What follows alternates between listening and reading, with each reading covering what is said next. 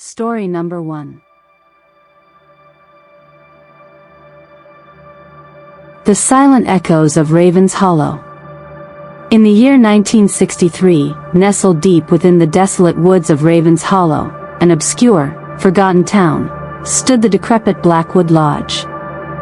Once a bustling inn, now abandoned for decades, it was a place no sane person dared to enter after sunset. The villagers spun tales of ghostly figures flowing like white mist, flickering shadows at the edge of vision, and whispers that curled through the night air like poisonous snakes. They said Eleanor, a young maiden servant, had died in that very inn exactly 100 years before, her death shrouded in mystery, injustice, and tragedy. Her restless spirit was believed to linger, flowing like a river of luminous, flowing white, her eyes glowing with an unearthly light, an eternal, mournful presence haunting the corridors of the old inn. And so, the legend persisted, Eleanor's ghost was alive, yet not alive, drifting through the cold, dark halls, an endless specter seeking the truth, justice, and release. James Carter, a seasoned ghost hunter and urban explorer, had always been captivated by stories of haunted places. His fascination with the supernatural had led him across many countries, but Raven's Hollow was legendary, for its cursed history, tragic deaths, and the haunting white spirit of Eleanor that had become a local obsession.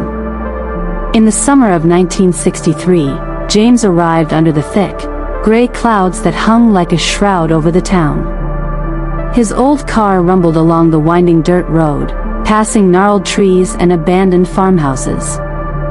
As he neared the Blackwood Lodge, the air grew cold and still, as if the very atmosphere held its breath. He carried his bulky camera, a tape recorder, and a flashlight with an extra battery pack. His heart pounded, not out of fear but anticipation. He was determined to document the truth, to see if the stories were real. Darkness enveloped the old building, which stood like a skeleton against the moonlit sky. Its windows were shattered, and the roof sagged ominously. The front door hung crooked on its hinges, creaking softly as if whispering secrets. James stepped inside, the floorboards groaning beneath his weight. The air was thick with rot, mold, and the scent of death. Walls were stained, furniture decayed, yet here and there, faint traces of the inn's former grandeur persisted, cloaked in shadows. He made his way to room 13, the room that had become infamous for the ghostly apparition. The door was cracked open, revealing darkness inside. He hesitated but pushed through. The room was cold, colder than the rest of the building, and the darkness seemed alive, pressing against him. As he set up his camera and equipment, he noticed a faint, shimmering glow emanating from the far corner, where the shadows gathered thickest. Suddenly, at precisely midnight, the glow intensified. A white, flowing figure emerged, liquid in form, with a shimmering surface like spun snow. It moved with a hypnotic grace, drifting across the room as if carried by an unseen current. Its glow was blinding yet beautiful, but the aura of death and despair was undeniable. James's camera clicked, capturing the apparition's form, a flowing river of white mist with no visible face, only two glowing eyes that shimmered like stars in a midnight sky. The figure glided toward him, silent, yet its presence was deafening. He felt his limbs grow numb, his skin prickling with icy cold. The ghost's form seemed to ripple like water, flowing over the floor, through furniture, and into the walls. It hovered just inches from his face, and he sensed a deep sorrow radiating from it, a mourning that pierced his very soul. A whisper arose, soft, yet resonant, echoing inside his mind. No words, only a profound, bone-chilling echo that reverberated through his bones. "Help me, find the truth, set me free." Suddenly, the ghost's glow pulsed brighter. Its form became more defined, an elegant, flowing figure with long hair cascading down her transparent shoulders, her face blurred into a haunting mask of white and gray. Her eyes glowed with a strange, bluish light, piercing into James's soul. He staggered back, trembling, but she moved closer, her form flowing like a river of snow, her presence a cold, relentless wave that threatened to drown him. The air grew heavier, and he could feel icy fingers crawling up his spine, clutching his heart. He reached for his camera, but the device flickered and died. The room was plunged into utter darkness, save for the ghost's glow, which flickered like a dying flame. In the silence, James heard faint, ghostly whispers, voices of others who had come before him, lost souls trapped in the endless night. They called out for justice, for peace. Their voices echoed in his mind. Why are we still here? Who condemned us? When will it end?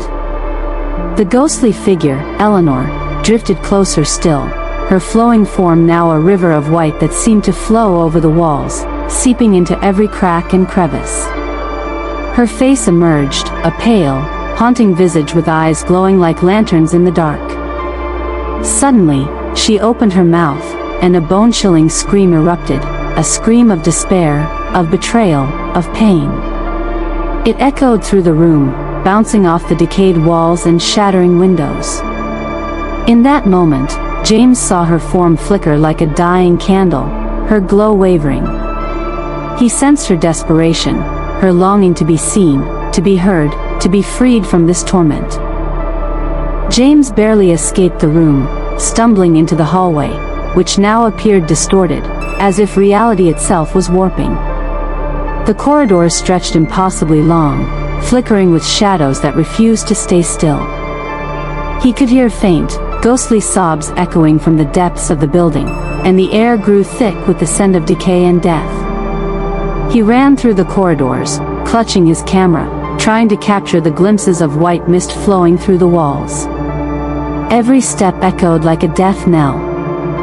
The building seemed alive, breathing, and watching. He finally burst outside into the cold night air, gasping for breath. Behind him, the lodge seemed to whisper and groan, as if lamenting its cursed existence. The fog rolled in thick, enveloping the building, hiding it from view. The next day, James delved into local archives, searching for the story of Eleanor. What he uncovered chilled him to the bone. Eleanor was a servant girl, accused of witchcraft and falsely condemned. She had been beaten, humiliated, and murdered in that very room by vengeful guards, who called her a witch to cover up their crime. Her death was officially recorded as an accident, but witnesses claimed they heard screams of a young woman drowning in her own blood the night she died. The innkeeper had sealed her fate, and her spirit had been trapped, flowing like a river of white, seeking justice. That night, James returned, this time prepared with old relics, candles, and a journal he had found in the ruins. He read aloud Eleanor's tragic story, her innocence, her suffering, her wrongful death. As he did, the ghost appeared again, more vivid than ever, her form flowing like a river of light, her face a mask of sorrow. Her voice, once a whisper, now roared in his mind, cries of anguish. Help me. I am innocent. Free me from this torment. I beg you. A blinding white light engulfed the room, and Eleanor's ghost hovered above the floor, her form shimmering and flowing like liquid snow. Her eyes shone with a deep, sorrowful glow. Tears streamed down her transparent cheeks as she looked directly at James. James realized that her spirit was bound by injustice and unavenged suffering. With trembling hands, he uncovered the truth, her innocence proved, her killers exposed, her name cleared. As dawn approached, the ghost's glow softened, her form beginning to dissolve into the morning fog. She looked at him one last time, her face a peaceful mask, and then, slowly, her form flowed outward like a river of white mist, merging with the rising sun. The haunting was over. Years later, travelers and explorers still speak of the old Blackwood Lodge in Raven's Hollow. They say on moonlit nights, a faint, white, flowing figure can be seen drifting through the ruins, a luminous guardian, finally at peace, forever flowing like a river of snow, watching over the restless spirits trapped in the darkness. And if you ever find yourself wandering near the old inn, listen closely. Sometimes, the wind carries a faint whisper, a soft, flowing sound like a river of white mist, reminding us that some spirits, once bound in injustice, never truly rest. They flow forever, waiting, watching, in the shadows of eternity. Story number 2. Old Haunting Riverside Hospital Room 13. Do you believe in ghosts and the supernatural? Many dismiss such stories as mere superstition, but I've always held a deep conviction that there's more beyond what we see. I've never seen a ghost myself, at least, not with my own eyes, but I strongly feel their presence lurking in the shadows. Perhaps it's because I'm naturally sensitive, some might say cursed with a heavy aura, or maybe it's just the stories that have haunted me since childhood. Today, I want to share with you a chilling experience that still lingers in my mind, a story I lived through in the winter of 1987, in the old Riverside Hospital. It was a cold December night, the kind where the wind whistled through the creaking windows of room 13, which was located on the 3rd floor of the hospital's east wing. The hospital was an aging structure, built in the early 1900s, with peeling paint, flickering fluorescent lights, and long, empty corridors that seemed to stretch endlessly. Room 13, infamous among staff and patients alike, was considered cursed, rumored to be haunted by the restless spirits of those who had died mysteriously within its walls.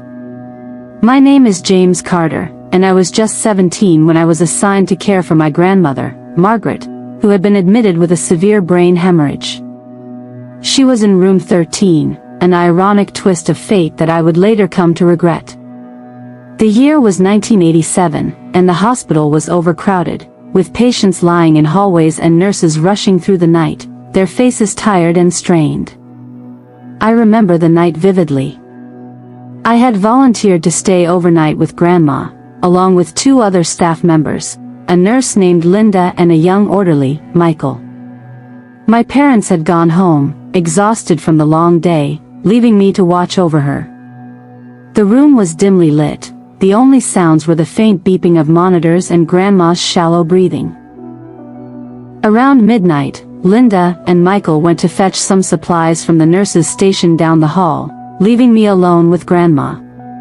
The air grew colder, and a strange silence filled the room, so silent that I could hear the faint whisper of the wind outside, and the soft drip of the 4 fluids. I sat in a chair beside Grandma's bed, reading an old paperback I found in the hospital lounge, an eerie collection of local ghost stories. As I flipped through the pages, I felt a strange prickling at the back of my neck, as if unseen eyes were watching me. Suddenly, I noticed a faint glow emanating from the corner of the room. It was faint at first, like a mist or a shimmer, but it grew brighter, casting a ghostly pallor over the walls. My heart pounded. Was it a reflection? A trick of the light? Or something else entirely? Out of the mist, a figure began to materialize, a translucent, flowing white form that shimmered like moonlight on water. It was humanoid, tall and slender, with long, streaming hair that seemed to drift and flow as if underwater.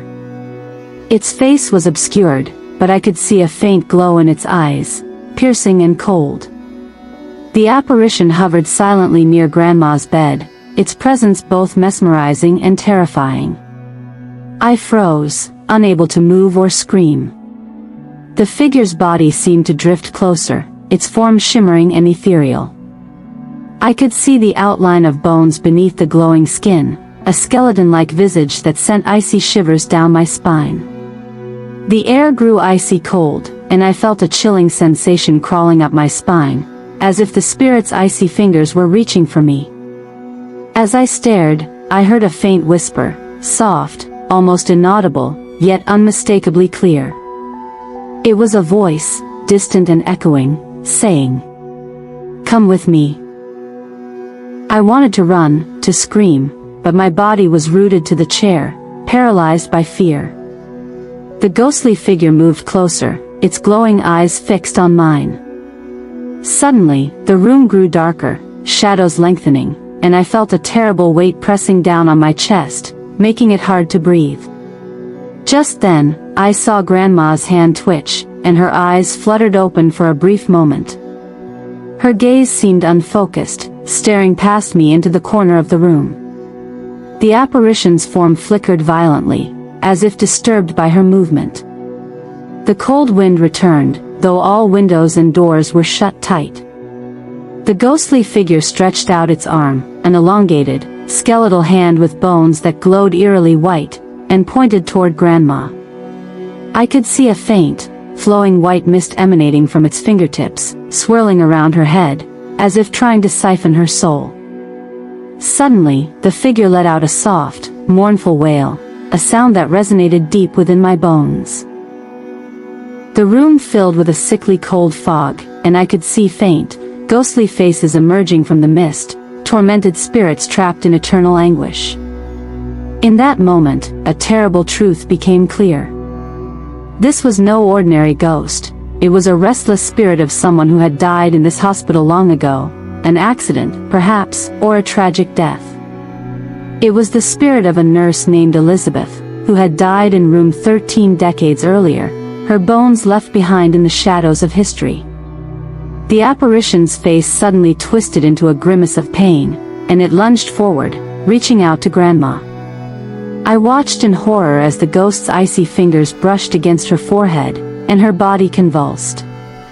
I could hear her faintly gasping, her eyes rolling back into her head. In that moment, I realized the ghost wasn't there to harm me but to warn. Elizabeth's spirit was trapped, desperate to be freed from her torment. She was trying to reach someone, perhaps to tell her story, to seek justice, or simply to find peace. The ghost's form shimmered violently, then suddenly dissolved into a mist, vanishing through the wall and leaving me trembling and breathless. The cold subsided, and the room returned to its usual eerie silence. Grandma's breathing stabilized, but she remained unconscious for hours afterward. The next morning, Linda and Michael returned, noticing my pale face and trembling hands. I told them what I saw, but they dismissed it as a hallucination caused by exhaustion or stress. Yet, I knew the truth. That night, I had encountered Elizabeth's restless spirit, a ghost still seeking redemption. Over the following days, strange things began to happen. Shadows moved on their own, cold spots appeared in the room, and faint whispers echoed in the corridors. I was convinced that the ghost of room 13 had become attached to me, haunting my dreams and shadowing my every step. Determined to free Elizabeth's spirit, I sought help from a local spiritual healer and a priest who specialized in exorcisms. We performed a ritual to release the trapped soul, calling out to Elizabeth and asking her to find peace. As we recited prayers, I felt a cold wind rush through the room, and the ghostly glow returned, this time brighter and more intense. The apparition appeared one last time, this time with a sorrowful expression. It nodded slowly, then dissolved into a cascade of shimmering white light, which rose and floated away through the ceiling, vanishing into the night sky. After that night, the haunting ceased. Grandma recovered slowly, and the hospital was eventually shut down due to its reputation. I moved away, haunted by what I saw but comforted knowing that Elizabeth's spirit had finally found peace. To this day, I sometimes see a faint, glowing figure in my dreams, an ethereal woman with flowing white hair and bones that shimmer like moonlight, reminding me that the spirits of the past still linger in the shadows, waiting for their stories to be told. So, do I believe in ghosts? Absolutely. The supernatural isn't just superstition. Sometimes, it's a cry for help from those lost in the darkness. Be careful where you tread, for the spirits are never truly gone, they only wait for the right moment to return. Story number 3. The shadows of the black shoes. There was an old house at the edge of town, shrouded in darkness and mystery. By the door, there sat a pair of black shoes, scuffed, worn, with strange markings that looked like claw marks or fingers pressed into the leather. They belonged to a family long gone, left abandoned after what seemed like an unstoppable darkness took hold of them. Yet, somehow, those shoes remained, silent witnesses to the secrets buried deep inside. Long ago, that family had loved each other fiercely. The mother and father, children laughing, sharing stories. But something changed. Over weeks, the warmth faded. The house grew cold, strange noises echoed at night, and shadows seemed to stretch longer than before. The family began to drift apart, their love slipping away like grains of sand through their fingers. And then, one day, everything shattered. The house became a place of whispers and secrets. It was as if the walls themselves remembered what had happened. The pain, the betrayal, the fear. The house shifted, almost alive, like a system gone haywire. It pulled at the minds of those inside, twisting their perceptions, trapping them in their own memories. The wind outside howled like a mournful cry, carrying whispers that sounded like voices lost in the dark. Linda and Lila, two sisters living in the nearby town, had heard the stories, the rumors of the haunted house and the strange black shoes left at the door. But curiosity drew them closer. One cold evening, they decided to explore, to uncover what secrets the house might be hiding. As they stepped inside, the air was thick and heavy, filled with dust and memories. Their footsteps echoed in the emptiness, and the house seemed to breathe around them. Shadows flickered at the edges of their vision, and the temperature dropped suddenly. It was as if the house was watching, waiting. Then, Linda heard it, soft, almost a whisper, calling her name. It was faint at first, like the wind curling around her ears, but then it grew clearer. The voice was familiar yet distant, desperate to be heard. She froze, heart pounding, trying to make sense of the sound. Was it real? Or just her imagination? Lila looked at her sister with wide, worried eyes. "Did you hear that?" she whispered. "Someone's here." Suddenly, the darkness in the room thickened. Shadows gathered and shifted, forming vague shapes, faint outlines of figures. One of those figures was a girl, no older than them, with hollow eyes and a face filled with longing. She reached out with trembling hands, and the sisters could feel her sadness, her longing to be free. The ghostly girl's voice echoed in Linda's mind, trembling but clear, "Help me. I'm trapped. I need to go home."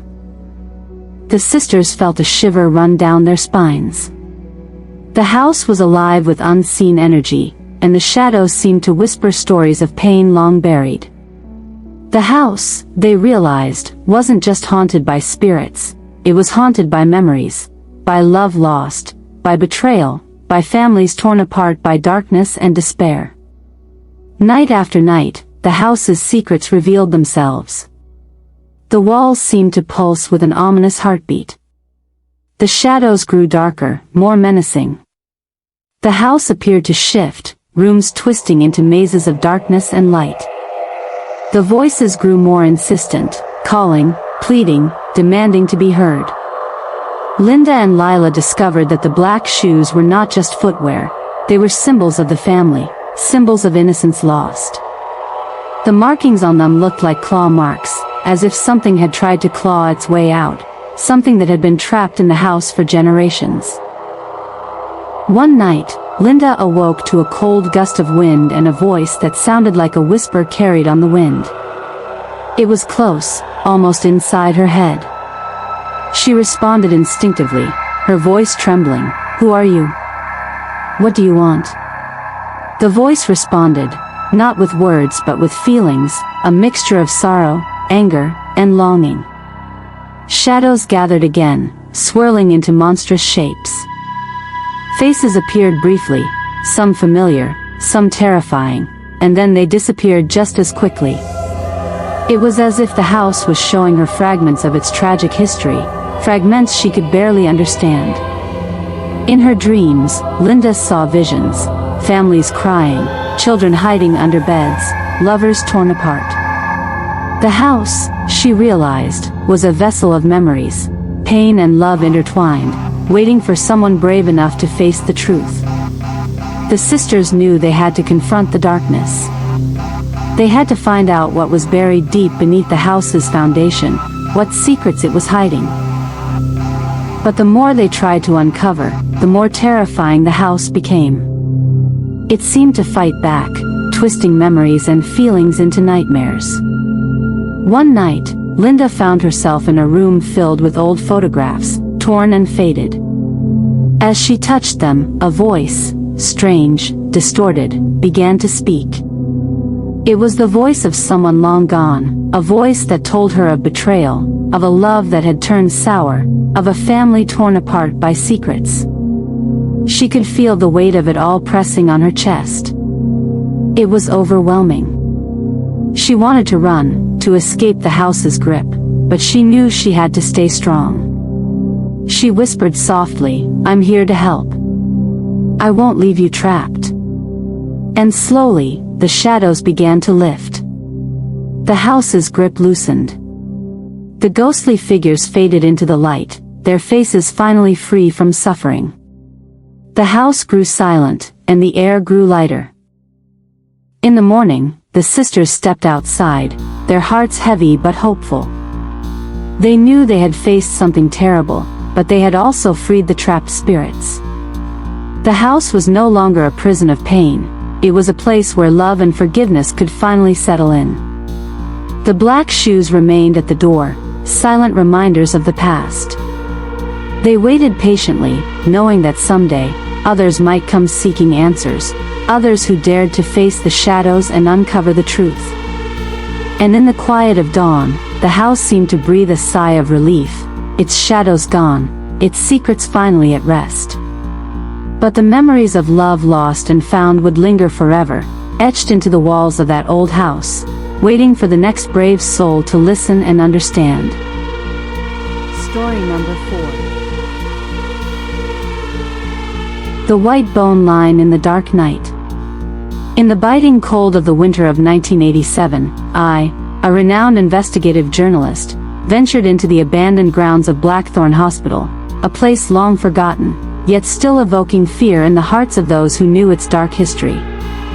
The rumors about restless souls, mysterious whispers, and inexplicable supernatural phenomena made it impossible for me to resist the urge to explore to the fullest. I stepped through the old iron door, revealing a long, dark, and dusty corridor, filled with the smell of dampness, mingled with the scent of blood and metal. The peeling walls, the deep stains of dried blood on the cracked cement floor, seemed to still hold the crimes of the past. I carefully turned on the flashlight, the weak light piercing through the darkness, illuminating each of my footsteps on the old, worn floor. The deeper I went in, the more clearly I felt the presence of wandering souls. Whispers, soft cries, like echoes from the dead reverberating from the darkest places. My mind was thus drawn into the mysterious tales that the ancients told about this place, about blood-soaked secrets, ancient rituals, and souls bound in a hellish realm. Just a few minutes later, I arrived at an old iron door, engraved with strange symbols, reflecting the flickering light of the flashlight. When I opened the door, I saw a small room, drenched in blood, filled with shattered bones, old, decaying medical instruments scattered everywhere. In the center was a stone altar, covered in dried blood and strange symbols faintly glowing in the dark. In that moment, I saw a ghostly flow, a stream of white bones, sparkling like snow, rising from the ground, swirling into an endless ghostly river. On it, I saw the silhouette of Elizabeth Carter, the young nurse who once worked here, now just an ethereal form, her skeletons floating like a white glacier, hollow and glowing eyes, a gaze filled with unending sorrow. Not stopping there, another figure appeared in the darkness, tall, cloaked in black, with eyes glowing red like embers, the embodiment of a demonic soul, a dark creature born from the sins and mysteries of this hospital. It emitted a terrifying hiss, like the sound of dry leaves, echoing everywhere, threatening me. "You have come at the right time," it whispered, its voice like the wind whistling through the old stone crevices. "You want to know the truth, but you will have to pay a heavy price." In an instant, Elizabeth's white bones ignited, emitting a brilliant light, like a flood of ice and snow, surging towards the darkness. Her bones were like glaciers, shimmering, rolling like a river of white fire, crashing into the dark creature. It howled, resisting in despair, then dissipated into the thick black smoke, vanishing into the cracks of the ancient room. In just a moment, everything returned to silence. The faint light from the eerie stream of bones gradually faded, leaving behind the ethereal silhouette of Elizabeth, her face full of sorrow, hollow eyes, and a light like frost reflecting in the darkness. "Thank you," Elizabeth's voice echoed in my mind, gentle yet full of emotion. "The signature of the curse has been broken, at least for now. But be careful, the darkness is still there, waiting for those who come after." After that, I left the room, my heart filled with conflicting emotions, both fear and relief. I knew I had witnessed a battle between souls, where the terrible sins of the past were revealed through the mysterious form of the White Bone River, of the eerie skeletons floating in the darkness. However, I also understand one thing clearly, that darkness has not truly been defeated, that it has only temporarily retreated to wait for a new opportunity. And I know, deep within this land, there are even more ruthless secrets, terrible sins that have been hidden for decades. Day by day, I continue to delve into the dark history of Blackthorn. Old documents and local stories all confirm that this place is not just an abandoned hospital, but also a site where mysterious rituals, cruel experiments, and the bloody secrets of a secret organization called the Blackthorn Society once took place. They conducted experiments on weak women, causing tragic scenes, and then buried them in mass graves underground. In those dark memories, I discovered that Elizabeth Carter was one of the victims betrayed and murdered in those experiments. She was a young nurse who once tried to resist and oppose the brutal actions of this group, but in the end, she was betrayed and killed on a stormy night, leaving her cursed soul to drift in the river of white bones, forever unable to find peace. On the rare blood moon night, I decided to return to break the dark curse. I brought along a talisman, a notebook filled with dark secrets, and a fierce determination. That night, amidst a fierce storm, I ventured deep into the dark corridors, clearly sensing the presence of wandering souls, the whispers lurking, the prayers that never ceased. In a small room, I saw Elizabeth appear once more, her bones like a glacier, floating in the air. She was hovering over a stone altar, her eyes filled with sorrow, as if wanting to convey all her grievances. In the darkness, a gigantic shadowy creature, tall and imposing, with eyes glowing like embers, lurks, ready to pounce. "Come here," it whispered, its voice echoing like the wind whistling through the old stone crevices. "You want to know the truth, but you will have to pay a heavy price."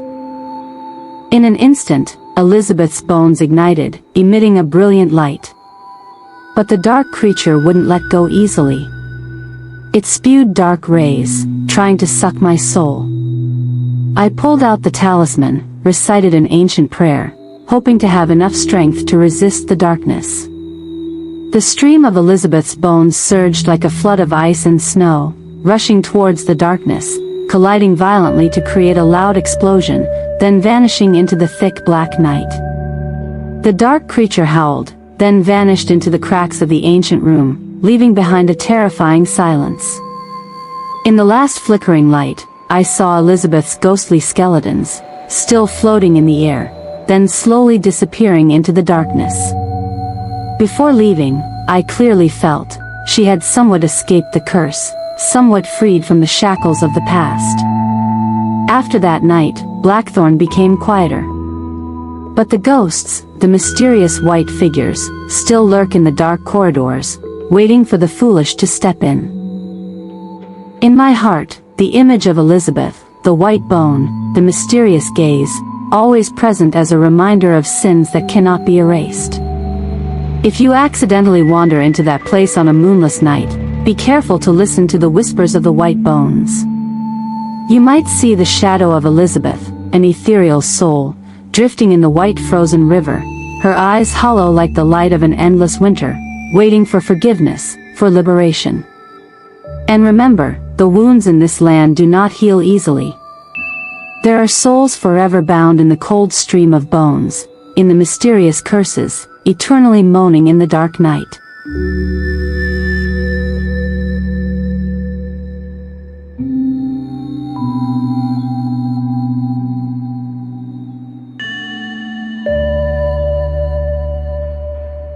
Story number 5. We're the Forgotten Feast. Alright, gather round, if you dare. Let me spin you a tale of disrespect, consequence, and things that lurk in the shadows. This won't be a gentle story, it's one that will creep into your bones and whisper in the dark corners of your mind. Prepare yourselves, for the night is long, and the veil between worlds can be thin. In the year 1987, in a forgotten corner of a town known as Blackwood Creek, nestled amongst ancient, gnarled oak trees and houses that groaned with age, lived an old man named Silas. Silas was a creature of habit and tradition, his life woven with the threads of generations past. He lived alone in a small, cluttered cottage, its walls lined with faded photographs and trinkets that held stories only he remembered. Blackwood Creek was a quiet place, where the loudest sounds were often the rustling of leaves or the distant hoot of an owl. But on the 15th of October, the silence was often pierced by the murmur of voices and the flickering glow of candles. This was the night of the ancestral feast, a time when the residents of Blackwood Creek would lay out offerings for the spirits of the departed, those who had died without kin or who wandered the earth unremembered. It was a solemn tradition, born from a deep-seated belief that honoring the past kept the present safe. Silas, more than anyone in Blackwood Creek, held this tradition sacred. His own mother, a kind and gentle soul, had been tragically taken years ago, a victim of a brutal robbery. The memory of her loss fueled his reverence for the departed and his deep-seated disdain for those who stole from others, living or dead. On this particular 15th of October, Silas had meticulously prepared his offering. A small table was set up by his front gate, laden with freshly baked bread, sweet pastries, and a steaming bowl of fragrant stew.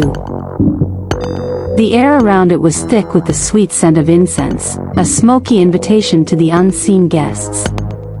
As dusk began to settle, casting long, eerie shadows across the street, a figure emerged from the deepening gloom. His name was Jake. Jake was a recent arrival in Blackwood Creek, a drifter with a history as murky as the creek itself. He had a swagger that bordered on arrogance and a cynical disregard for the traditions of the townspeople. Rumors had already begun to circulate about his past, whispers of petty theft and time spent behind bars. Silas watched as Jake approached his offering table, a smirk playing on his lips. Well, what have we here?"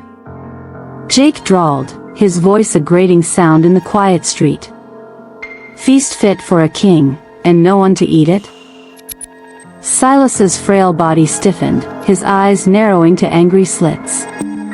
"That is for the spirits, boy," he said, his voice trembling with indignation. "You touch that, and you invite trouble you can't even imagine." Jake chuckled, a hollow, unsettling sound. "Spirits? You old folks are all the same, clinging to your superstitions. Dead is dead, Silas. They don't need your stale bread." He reached out a hand, his fingers hovering over a plump pastry. "Get away from that!" Silas cried, his voice rising to a shaky roar. You thieving scoundrel. Prison didn't teach you a thing, did it? Get out of here before you bring their wrath down on you. The outburst shattered the peaceful silence of Blackwood Creek. Lights flickered on in nearby windows, and curtains were cautiously pulled back. The residents, accustomed to Silas's eccentricities and Jake's disruptive presence, remained behind closed doors, observing the drama unfold with a mixture of apprehension and morbid curiosity. Jake, emboldened by Silas's fury, grabbed the pastry and took a large, defiant bite. Crumbs fell onto the sacred offering table, a blatant act of disrespect. Delicious, he said, chewing loudly. Guess the spirits have good taste. Silas was speechless, his face contorted with rage and fear. He pointed a shaking finger at Jake, words failing him. Finally, with a frustrated groan, he turned and retreated into his cottage, slamming the door behind him. Jake laughed again, a harsh, triumphant sound. Crazy old man, he muttered, spitting a piece of pastry onto the ground. Mumbo-jumbo and old wives' tales. He was pleased with himself. Silas, the town's resident busybody, had been spreading rumors about his past, making it impossible for him to find work in Blackwood Creek. Every door he knocked on was met with suspicion and hushed whispers about his criminal record. He was hungry, broke, and resentful. Seeing Silas's carefully prepared offering had ignited a spark of malicious intent. He wanted to provoke the old man, to make him suffer the same frustration and helplessness he felt. Silas was known for his peculiar habits. Just last week, he had spent a small fortune on a spirit cleansing ceremony, filling the air with chanting and the pungent smell of herbs, keeping the entire neighborhood awake.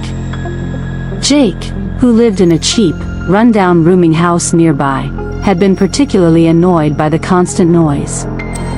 This act of desecration felt like a fitting act of revenge. As Jake walked away from Silas's cottage, his stomach full of stolen pastry and his heart filled with smug satisfaction, he didn't notice the subtle shift in the atmosphere. The air, which had been cool and crisp, now held a strange, heavy stillness. He had only gone a few steps when he felt a sudden, biting cold wash over him. It wasn't just a chill, it was an unnatural cold, one that seemed to seep into his very bones. Before he could react, a bucket of icy water was thrown from behind him, drenching him from head to toe. "You unholy wretch!" Silas's voice, now laced with a chilling intensity, rang out from his doorway. "That's blessed water, meant to cleanse you of the evil you carry." Jake spun around, sputtering and shivering. The water, however, didn't smell like clean water. It had a foul, stagnant odor, like something that had been left to rot. "What the hell did you throw at me, old man?" he demanded. Silas stood in his doorway, his eyes gleaming with a strange, almost fanatical light. "The water of the creek, boy. Where the forgotten lie. It clings to those who disrespect the dead. You're insane." Jake yelled, his voice hoarse with anger and the sudden chill. "You're a crazy, superstitious old fool." "And you are a thief," Silas retorted, his voice surprisingly steady. "A thief who has stolen from those who have nothing left to give. You think death is the end? You think they cease to exist? They are everywhere, boy, watching, waiting. And you have just invited their attention." Silas's words, delivered with such conviction, sent a shiver down Jake's spine despite his bravado. He had always scoffed at such things, but there was something in the old man's eyes, a depth of belief that was unsettling. Still, his pride wouldn't allow him to back down. "You'll regret this, old man." Jake snarled, pointing a trembling finger at Silas. "You'll beg for my forgiveness one day. You'll crawl on your knees." "I'll be waiting," Silas said, his voice a low, ominous whisper.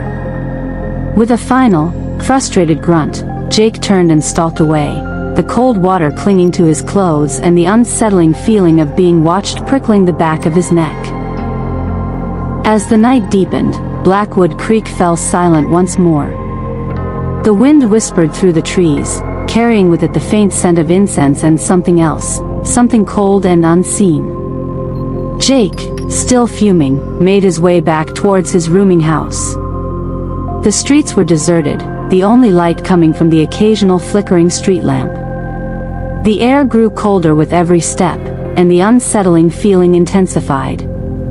He kept glancing over his shoulder, half expecting to see Silas or perhaps something else lurking in the shadows.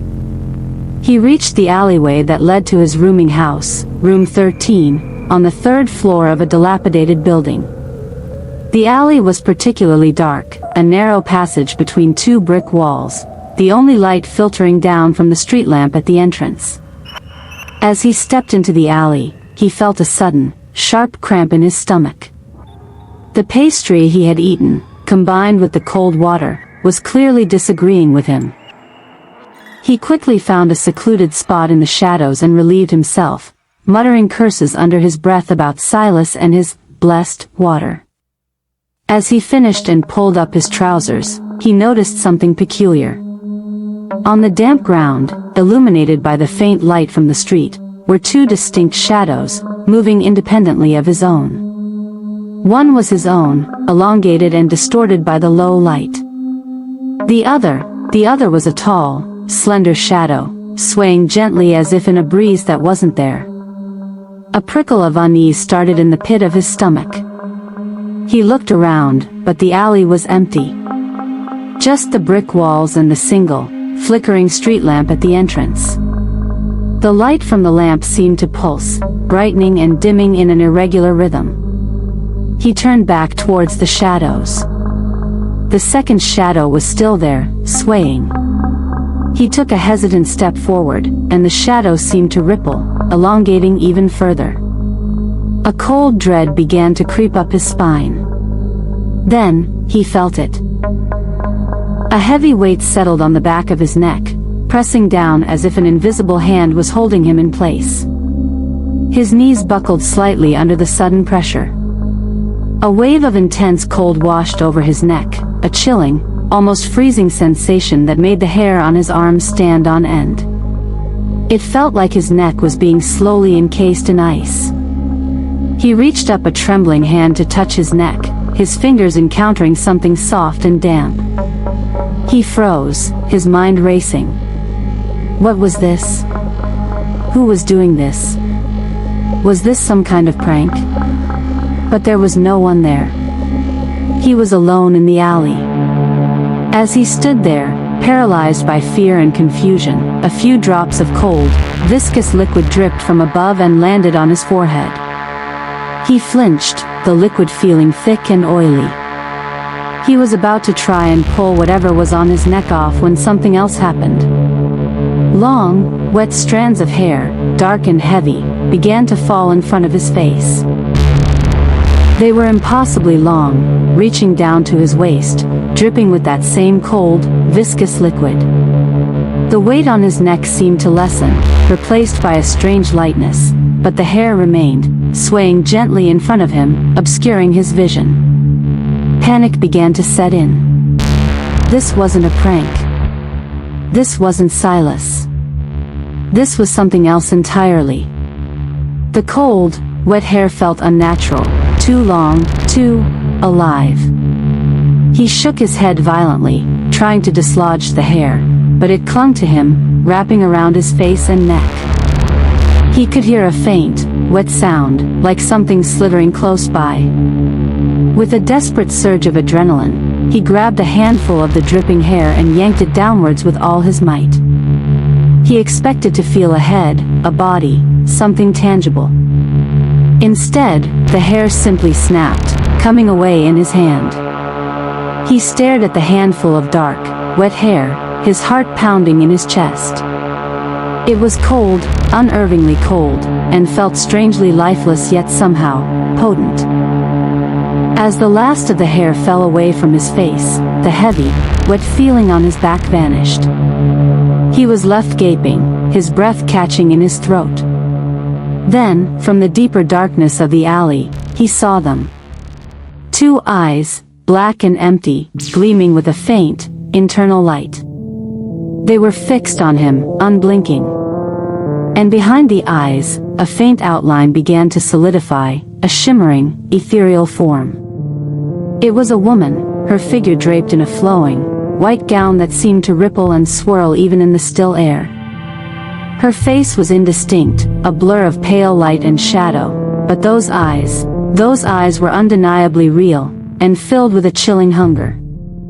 A voice, a low, mournful whisper that seemed to come from everywhere and nowhere at once, echoed through the alley. It was a sound that spoke of centuries of emptiness and longing. Food, offerings. I am hungry. I am hungry. Jake's legs turned to jelly. His earlier defiance evaporated, replaced by a primal, bone-deep terror. His face, just moments ago flushed with anger, was now a ghastly shade of white. He stumbled backward, his voice a shaky whisper. I don't have any food. I don't have any offerings. The glowing figure didn't respond, only swayed closer, those empty eyes still fixed on him. The air around it grew colder, the scent of stale water and something else, something ancient and decaying, filling the narrow alley. He couldn't think, couldn't reason. All he knew was that he had to get away. With a desperate cry, Jake turned and bolted, scrambling out of the alley and back onto the street. He ran as if the hounds of hell were on his heels, not daring to look back. His footsteps echoed in the deserted street, a frantic rhythm against the unnatural silence of the night. As Jake's frantic form disappeared into the darkness, the flickering street lamp at the entrance of the alley suddenly stabilized, casting a steady, ordinary light onto the empty street. The second shadow, the swaying, ethereal one, was gone. The only thing that remained was the lingering scent of stale water and the unsettling feeling that something had been disturbed, something ancient and hungry, awakened by an act of careless disrespect. The night in Blackwood Creek was far from over. The spirits, it seemed, had taken notice. And they were not forgiving.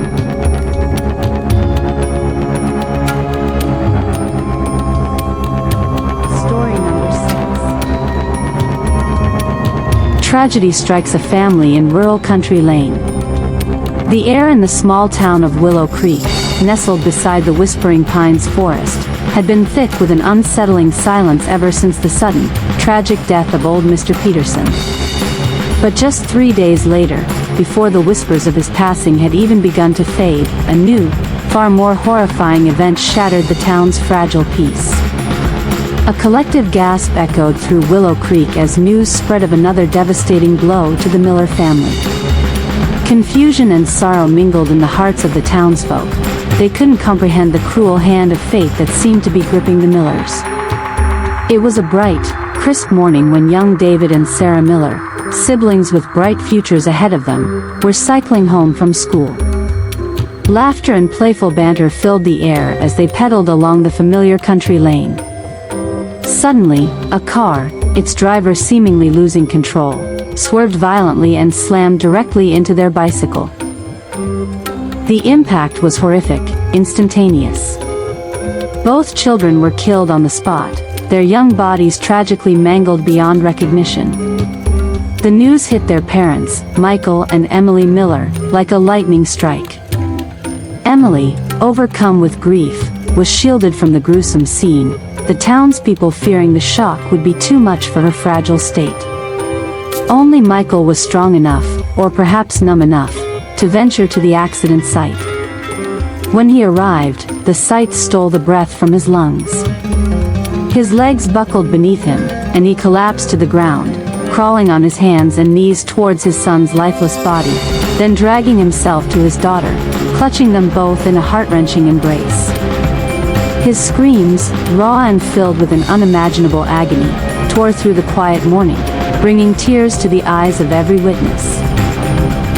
In the span of just 1 week, a family that had known only happiness, prosperity, and peace had been ripped apart, for lives extinguishing in a series of sudden, cruel deaths. Each passing was a tragedy, a life cut short without a final word, a last farewell.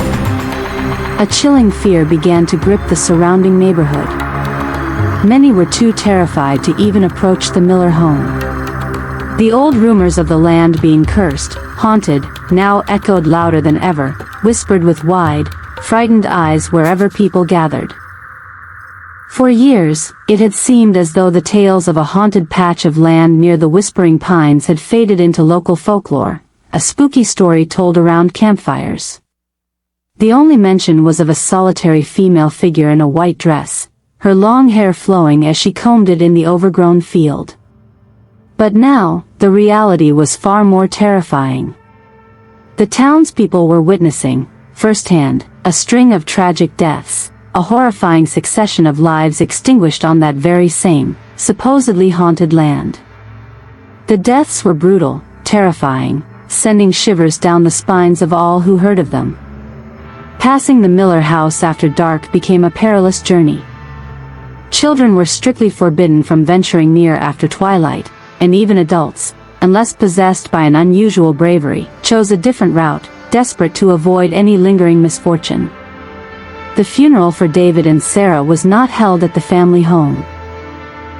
According to local tradition, those who died on the road were buried directly at the cemetery, their final farewells held under the open sky. The cemetery was a sea of white, draped in ribbons and wreaths, the mournful sound of trumpets and drums filling the air. 2 small coffins, placed side by side, were shrouded in the thick smoke of incense. These 2 children, once shining examples of academic excellence and good behavior, admired by countless others in the village, were now preparing to rest forever beneath the cold, unforgiving earth. Despite their fear and the unsettling aura surrounding the Miller family, the villagers, bound by a strong sense of community and the Millers' history of kindness and generosity, came to offer their support. Emily and Michael, however, were beyond comfort. Michael, his gaze vacant, knelt before the coffins of his children, a picture of utter devastation. Emily drifted in and out of consciousness, her screams tearing at the sky, her voice hoarse from grief. It seemed as though after so many tragedies, her well of tears had finally run dry. Her hands, raw and bleeding, clawed at the coffins, her fingernails tearing at the wood. The sight of a mother, consumed by despair, having lost both her children so suddenly, brought tears to the eyes of everyone present. Many wept openly, questioning the cruelty of fate, wondering why such suffering had been inflicted upon this family. As the time came to lower the coffins into the ground, people gently tried to pull Emily away, but she fought against them, crawling and clawing, desperate to follow her children into the earth. Suddenly, she froze, her eyes fixed on something in the distance. Standing before her was a woman in a mud-stained brown dress, cradling a child in her arms. Emily's eyes widened in recognition. The dress, the woman, it was all too familiar. She stared, her mouth agape, stammering. "Catherine, how are you here?" The woman bent down, her face inches from Emily's, and whispered in her ear. "It's been a long time, hasn't it, Emily? Do you remember me? I've brought my child to visit you, Emily." At this, Emily's composure shattered. She sprang to her feet, her eyes wild and bloodshot, staring directly at the woman.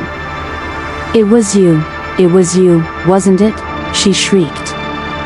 The woman said nothing, merely straightened up, her eyes as red as blood, fixed on the child in her arms. The child, in turn, turned its head to look at Emily, its eyes also burning red. Then, it let out a chilling, cackling laugh that sent shivers down Emily's spine. She bowed her head, her hands clenched and trembling. The woman, still silent, turned and walked slowly away from the cemetery.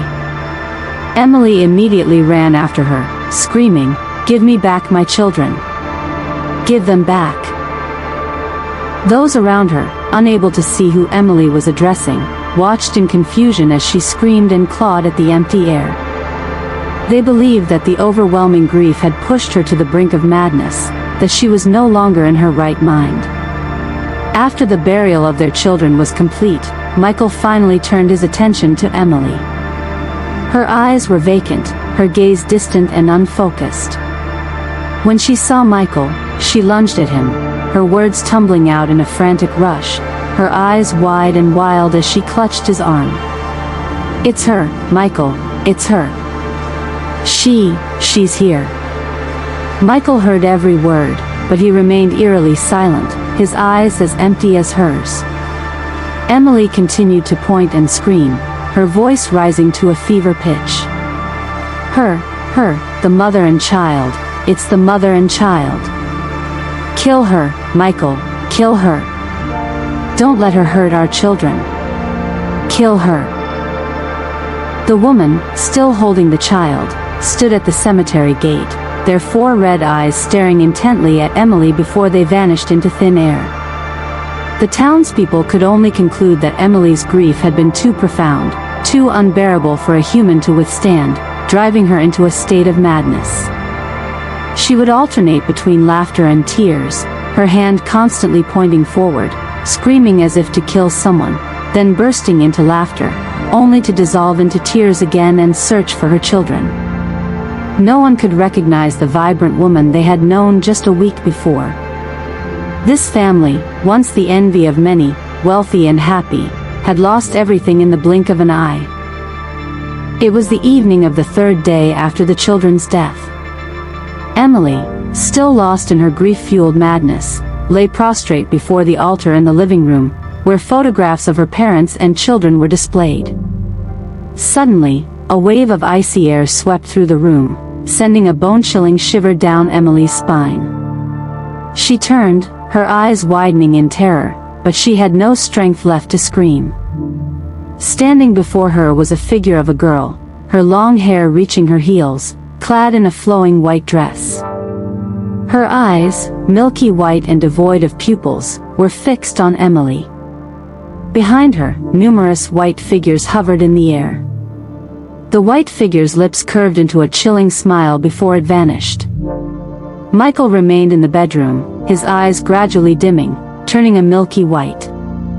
The last tears rolled slowly down his cheeks as he began to recall the past, events he had desperately tried to forget. He remembered the day, years ago, when he and Emily, having overheard a conversation about a potential gold deposit deep within the mountains, had decided to embark on a risky adventure. Michael had told his friend, Thomas, about his plan to travel far away for work, hoping to convince him to join, but he hadn't revealed the true nature of their quest, fearing it would jeopardize their secret. Thomas, however, was hesitant to take such a risk and preferred to stay close to home to care for his parents. Besides, the work he was doing for the portly man in town was providing a decent living for his family. Thomas decided not to go. He did, however, help his wife, Elizabeth, find work near his own. But Elizabeth had barely worked half a day when the authorities raided Thomas's workplace. The portly man's operation had run its course, and he was apprehended. Thomas, luckily, had stepped out to buy breakfast. When he returned and saw the arrest, he knew something was wrong. He couldn't stay in town, and going back home would also lead to his capture. Thomas quickly hid in a corner, waiting for the authorities to leave, then rushed to Elizabeth's workplace. He found her cleaning a table, spoke to her briefly, and moments later, a flustered Elizabeth emerged, clutching her bag, glancing nervously around as she walked. The two of them quickly left town, heading towards the location Michael had written down for Thomas, just in case. Remarkably, despite starting their journey a day later than Michael and Emily, Thomas and Elizabeth met them at a ferry crossing the very next day. The river had been high and the current too strong the day before, preventing the ferry from operating, so everyone had been forced to wait on the riverbank. Michael was overjoyed to see Thomas, and after hearing his story, he understood why his friend had followed him. Michael was genuinely happy, but Emily was not. She forced a smile, but in truth, she hadn't wanted anyone else to join their journey. However, Michael wanted them to come along, and she didn't dare object, knowing how much Michael valued his friendship with Thomas. And so, the four of them began their trek to the location Michael had noted, in search of gold. They had planned to be gone for only a year, but after a year of searching, they found nothing. Their money ran out. The four of them discussed their options and decided not to return home until they found gold. They built a small hut in the mountains, surviving on wild vegetables and fruits. Over time, they ventured into the local village, trading wild game for rice. Their lives were hard, filled with challenges, but they were always joyful, their little hut echoing with laughter. They gradually adapted to their new life. The two women spent their days gathering wild vegetables and catching crabs and fish in the stream, while the two men hunted and dug for gold. They also decided not to have children, wanting their children to be born into a life of comfort and prosperity, a life they would build after they returned home successful. Finally, after 10 years of living in the mountains, after digging countless caves and shedding countless tears and sweat, their perseverance paid off. They found gold, not just a little, but a vast amount. They embraced each other, tears of happiness streaming down their faces. The gold they had found was enough for both families to live a life of luxury, free from poverty. But when faced with such immense wealth, human greed can easily take root. If one person possessed all that gold, it would be a fortune beyond the wildest dreams of even the wealthiest. Emily, from the very beginning, had been reluctant to have Thomas and Elizabeth join them. After a decade of living together, sharing everything, her initial resentment towards them had faded. But after the gold was found, she suddenly found herself resenting Elizabeth as she held handfuls of gold, admiring it. And when Elizabeth discussed their future plans, building a house, buying a car, right in front of Emily, a knot of irritation tightened in Emily's stomach. But Emily was cunning, a master of deception, and she maintained a cheerful demeanor, showing no outward signs of her true feelings. The next morning, the two families divided the gold into two backpacks, preparing for their journey back home, filled with hope. Before they left, Thomas told Michael and Emily to wait while he went to dig up some wild ginseng as a gift. Elizabeth quickly followed him. Michael and Emily were left with the two backpacks filled with their share of the gold. Emily grumbled to Michael, complaining about having to share the gold with Thomas and Elizabeth, blaming him for bringing them along. She argued that their hard work deserved the lion's share of the gold. Then, while Thomas and Elizabeth were away, Emily unzipped their backpack and began scooping handfuls of gold into her own. Before Michael could react, she had already transferred several handfuls. Unbeknownst to them, Elizabeth had returned and was standing at the entrance, witnessing the entire scene. Her eyes burned with anger. It was unclear why Elizabeth hadn't gone with Thomas, but she had returned to the hut. Six eyes met, and Elizabeth was stunned by what she saw. She couldn't believe that the people she and Thomas had respected so deeply would do something so shameful. Without a word, she turned to run and tell Thomas what she had witnessed, but after only a few steps, a stiff arm grabbed her, a hand clamped over her mouth, and she was dragged back inside the hut. "Elizabeth, wait, it's a misunderstanding," Michael stammered, trying to explain as he pulled her in. But Elizabeth shouted, "You took my gold and put it in your bags. How can this be a misunderstanding? What do you want me to understand?" Unexpectedly, as Elizabeth finished speaking, a blow landed on her forehead, and a trickle of blood ran down her face. She reeled, her vision blurring, and she collapsed, unconscious. Michael stared at Emily in horror. "Emily, what have you done?" What if she dies? How are we going to explain this to Thomas? Emily's voice was cold, devoid of emotion. If you ever want to show your face to your parents again, if you want to carry the shame of being a thief for the rest of your life, no matter how rich you become, then let her live. If she lives, she will tell her husband everything. Think about how ashamed you and I, and our parents back home, will be. She cannot be allowed to live. With those chilling words, Emily, her eyes blazing with a cold fury, dragged Elizabeth towards the cliff edge. Michael, trembling uncontrollably, seemed to act on instinct, following Emily's horrifying lead. He ran and helped his wife drag Elizabeth across the ground. As they reached the cliff, Elizabeth suddenly awoke. She struggled with all her might, trying to break free and run, but her hands slipped from Michael's grasp, sending her closer to the edge. Now, if Emily released her hand, Elizabeth would fall. Trembling, Elizabeth stammered pleas to Emily, but Emily's gaze remained cold and unchanging. Elizabeth turned her pleading eyes to Michael, but he could only stand there, trembling, his gaze averted, unable to look at her face. With a cold, deliberate motion, Emily released her hand.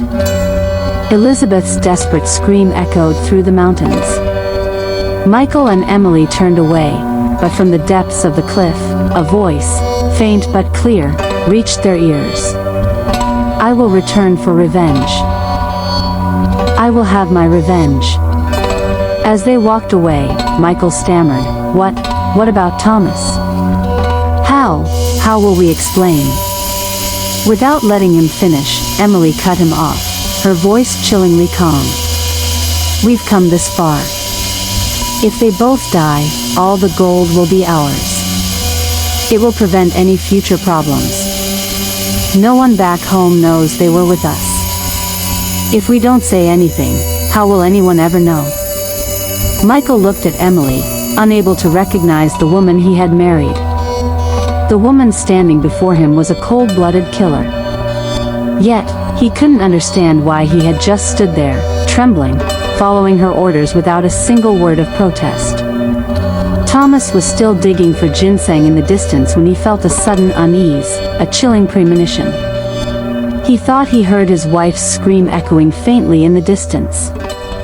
He was about to head back when he saw Michael and Emily walking towards him. Thomas called out, Hey, what are you two doing here?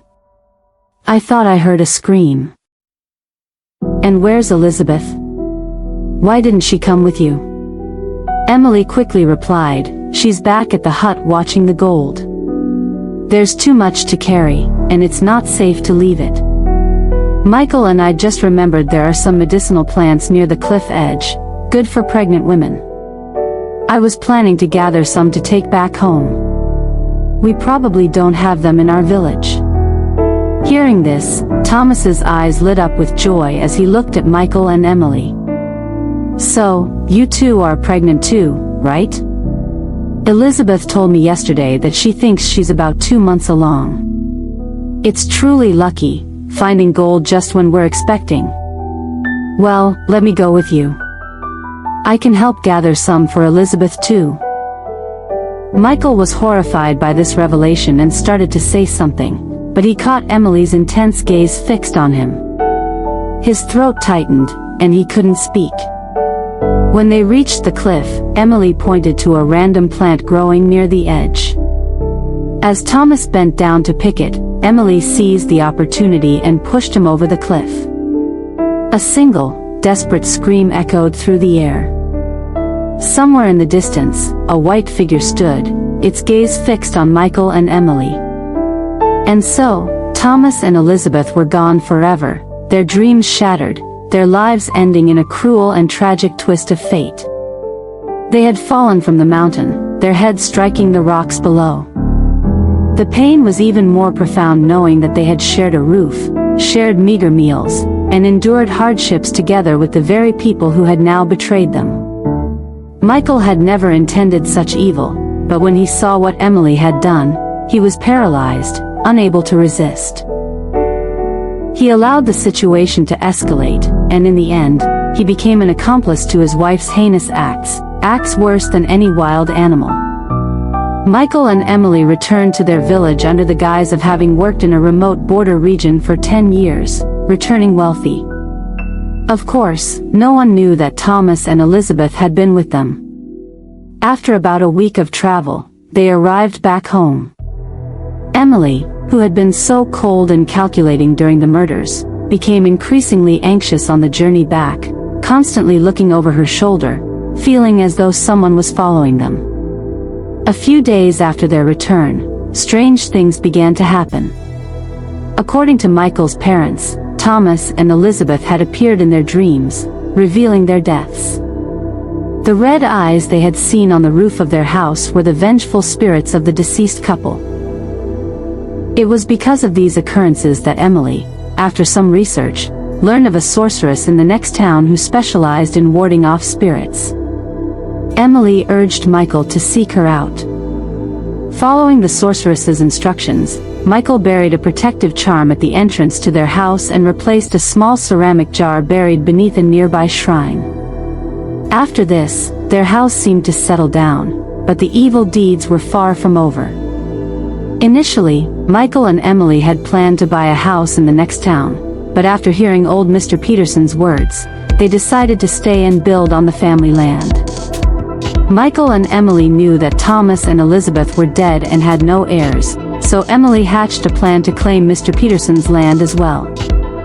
She knew that the location would soon become a prime spot for business and trade. Despite their fear of going to Mr. Peterson's house, they put on a show of caring for him and his wife, treating them like their own parents.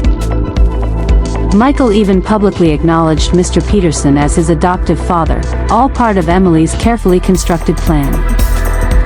When Emily became pregnant, everyone urged Michael to build a new house so she and the baby wouldn't have to live in the dilapidated old one. Again, it was Emily who devised the plan for Michael. By this time, Michael, corrupted by greed, had become an active participant in Emily's wicked schemes. Realizing that Mrs. Peterson's health was failing and she wouldn't be able to withstand a great shock, Michael and Emily went to their house and informed them of Thomas and Elizabeth's deaths, presenting Mr. Peterson with a bracelet Emily had found in Thomas and Elizabeth's backpack. Just as they had predicted, Mrs. Peterson passed away a few days later. Mr. Peterson also fell ill, giving up on everything. After Mrs. Peterson's death, Michael and Emily frequently saw white figures hovering near the Petersons' garden, watching their house. Fearing more misfortunes and unable to sleep at night due to these sightings, Emily urged Michael to find a sorceress and ward off the spirits on Mr. Peterson's land as well. That morning, Michael used the excuse of helping Mr. Peterson with the 49-day ceremony for his wife. Just as the rooster crowed, Michael dressed and went over to Mr. Peterson's house. Seeing him there so early, Mr. Peterson said, "What are you doing here so early? It's still not completely light. Sit down and relax. I'll go to the kitchen and make some tea." As soon as Mr. Peterson left the room, Michael rushed to the altar, pulled out the charm the sorceress had given him, and tucked it into the main incense burner. However, Mr. Peterson had seen everything. Having some knowledge of charms himself, he immediately recognized its purpose. Michael turned and saw Mr. Peterson standing there, his eyes wide with disbelief, staring at him. Mr. Peterson lunged towards the incense burner and pulled out the charm. Michael, frozen with fear, turned to run, but Mr. Peterson grabbed his arm, his voice trembling with shock. He couldn't believe that Michael would do such a thing to his family. The charm was meant to prevent the spirits of his son and daughter from entering their home. Michael, why did you do this to us? Michael, panicked, broke free and ran. Mr. Peterson tried to hold on to his shirt, and in the struggle, Michael pushed him. Mr. Peterson fell backward, hitting his head on the edge of a stone slab, and passed away. Michael, horrified, ran back to the village, shouting for help, hoping to have as many witnesses as possible. Seeing the scene, everyone assumed Mr. Peterson had simply fallen accidentally. No one suspected Michael at all, given the perfect facade he and Emily had maintained of caring for the Peterson family. And so, Michael and Emily carried out their plan perfectly, achieving everything they had desired. Everything had gone according to their calculations. The next morning, which was a Saturday, after their 2 children had died in the accident, no one saw Michael and Emily leave their house. Only their dog, Toby, was seen lying at the entrance, barking frantically at anyone who passed by, as if trying to communicate something. Toby continued to bark, and eventually, the villagers, sensing something was wrong, went inside to investigate. Entering the courtyard, they were met with another scene of horror. Emily had hanged herself in the middle of the living room, her tongue lolling out, her eyes wide and bulging. Even in death, a look of extreme terror was etched on her face, as if she had been afraid of something truly dreadful in her final moments. They called out for Michael, but there was no response. A locked door, seemingly their bedroom, was where Toby was barking incessantly. Suspecting the worst, a few men broke down the door. What they saw left them frozen in terror once again. On the bed, a stream of dried blood ran from Michael's mouth. In his hand, he clutched a small bottle, no bigger than the tip of his finger. Michael had poisoned himself. The villagers of Willow Creek had witnessed a tragedy that would haunt them for generations. They helped arrange the funerals for Michael and Emily, believing they were doing a good deed, sending the family to their final rest. In their eyes, Michael and Emily had always been good, kind, and filial people. They were convinced that the Peterson and Miller families had suffered because they had lived on the haunted land, and that the spirit, finally free after being suppressed for so long, had returned to exact its revenge, leaving no one alive. From that day on, the entrance to the house that held such a painful and horrifying truth, was sealed off. The restaurant that had once stood outside was also abandoned, no one daring to venture near. For a while after Michael and Emily's deaths, Toby was still seen lying on the doorstep of the house, but eventually, he too disappeared. The villagers whispered tales of bright moonlit nights when numerous white figures could be seen floating in the abandoned mansion. On dark, drizzly nights, they claimed to hear sounds of weeping and arguing. Sometimes, they even saw several white figures playing with a black dog in the courtyard.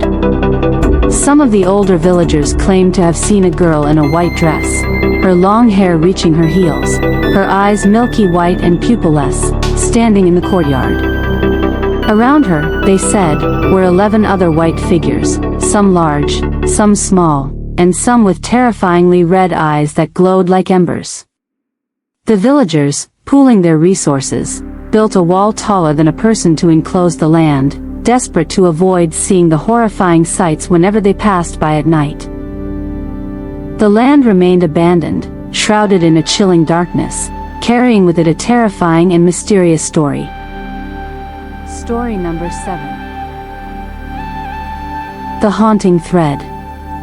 In the cursed town of Wraithwood, ensconced within mist-clad hills and twisted timberlands, stories lingered like an uninvited guest, tales of ghastly encounters that slipped through the fearful whispers of its denizens.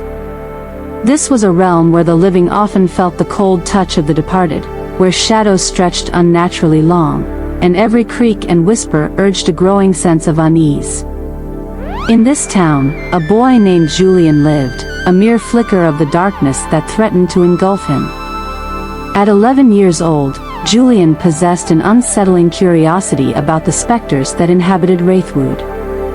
His closest companion, Marcus, a fragile boy burdened by the facade of an unusual gift, perpetually battled an unseen force, a shroud of darkness that whispered tormenting secrets only he could hear. It was Marcus who would press upon Julian the concept of the haunting thread. "You must understand, Julian," he would insist, his eyes wide with fear, "a haunting thread is a link, an invisible strand. between the living and restless spirits. It reveals itself after a moment of profound grief or shock, like witnessing someone you love slip from this world. That's when the realms of the dead beckon to you. Empowered by Marcus's cryptic tales, Julian often felt a thrill mixed with terror as he nestled deeper into the mysteries engulfing Wraithwood. Despite having yet to witness death, every softly flickering lantern in the homes around him reminded him of the spectral beings that hovered just beyond the scope of human perception.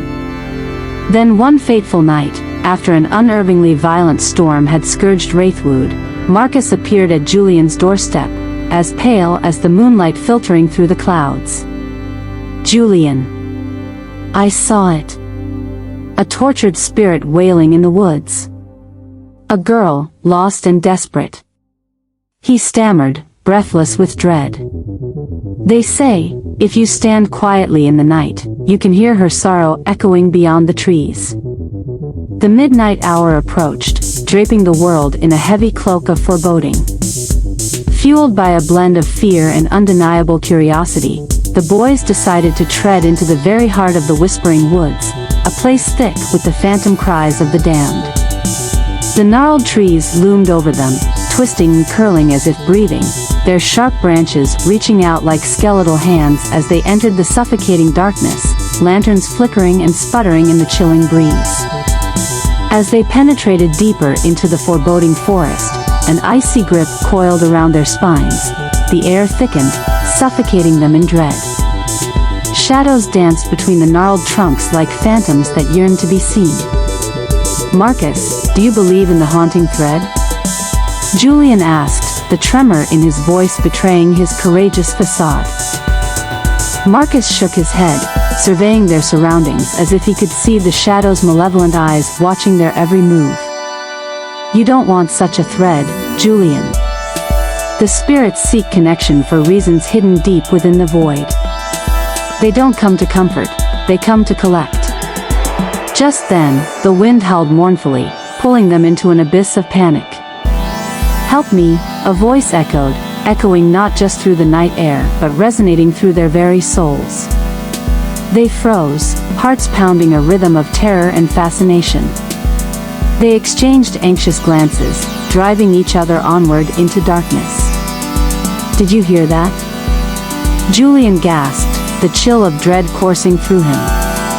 Before long, a figure emerged from the shadows, an ethereal girl, her frail body vibrating with anguish, her eyes pleading. "I can't find my way home," she lamented, the sorrow in her voice slicing through the fog-laden air. The boys stood paralyzed, caught between sheer terror and a heart-wrenching pity. "What happened?" Julian cautiously inquired, inching closer, drawn to the palpable pain radiating from her. "Help me." Her hand reached outward, dissolved into mist, a grasp that begged for connection while also warning of peril. "I was lost in a storm. You must guide me home," she urged, her voice heavy with desperation and an otherworldly resonance. "Don't, Julian. Stay back," Marcus shouted, grabbing Julian's arm as dread surged through him. But Julian stood anchored, captivated by the mystery before him. Determined, Julian took a step forward, heart thundering in his chest. "We'll help you. Where must we go?" As the girl began to dissolve before them, a frantic urgency surged in her form. "Listen carefully." Just then, an encroaching silence engulfed them, a weighty darkness that pressed against their resolve. They felt something sinister twist within the shadows as her features morphed into a rictus of agony. "Get away!" Marcus screamed, panic rising as the shadows thickened around them. But it was too late.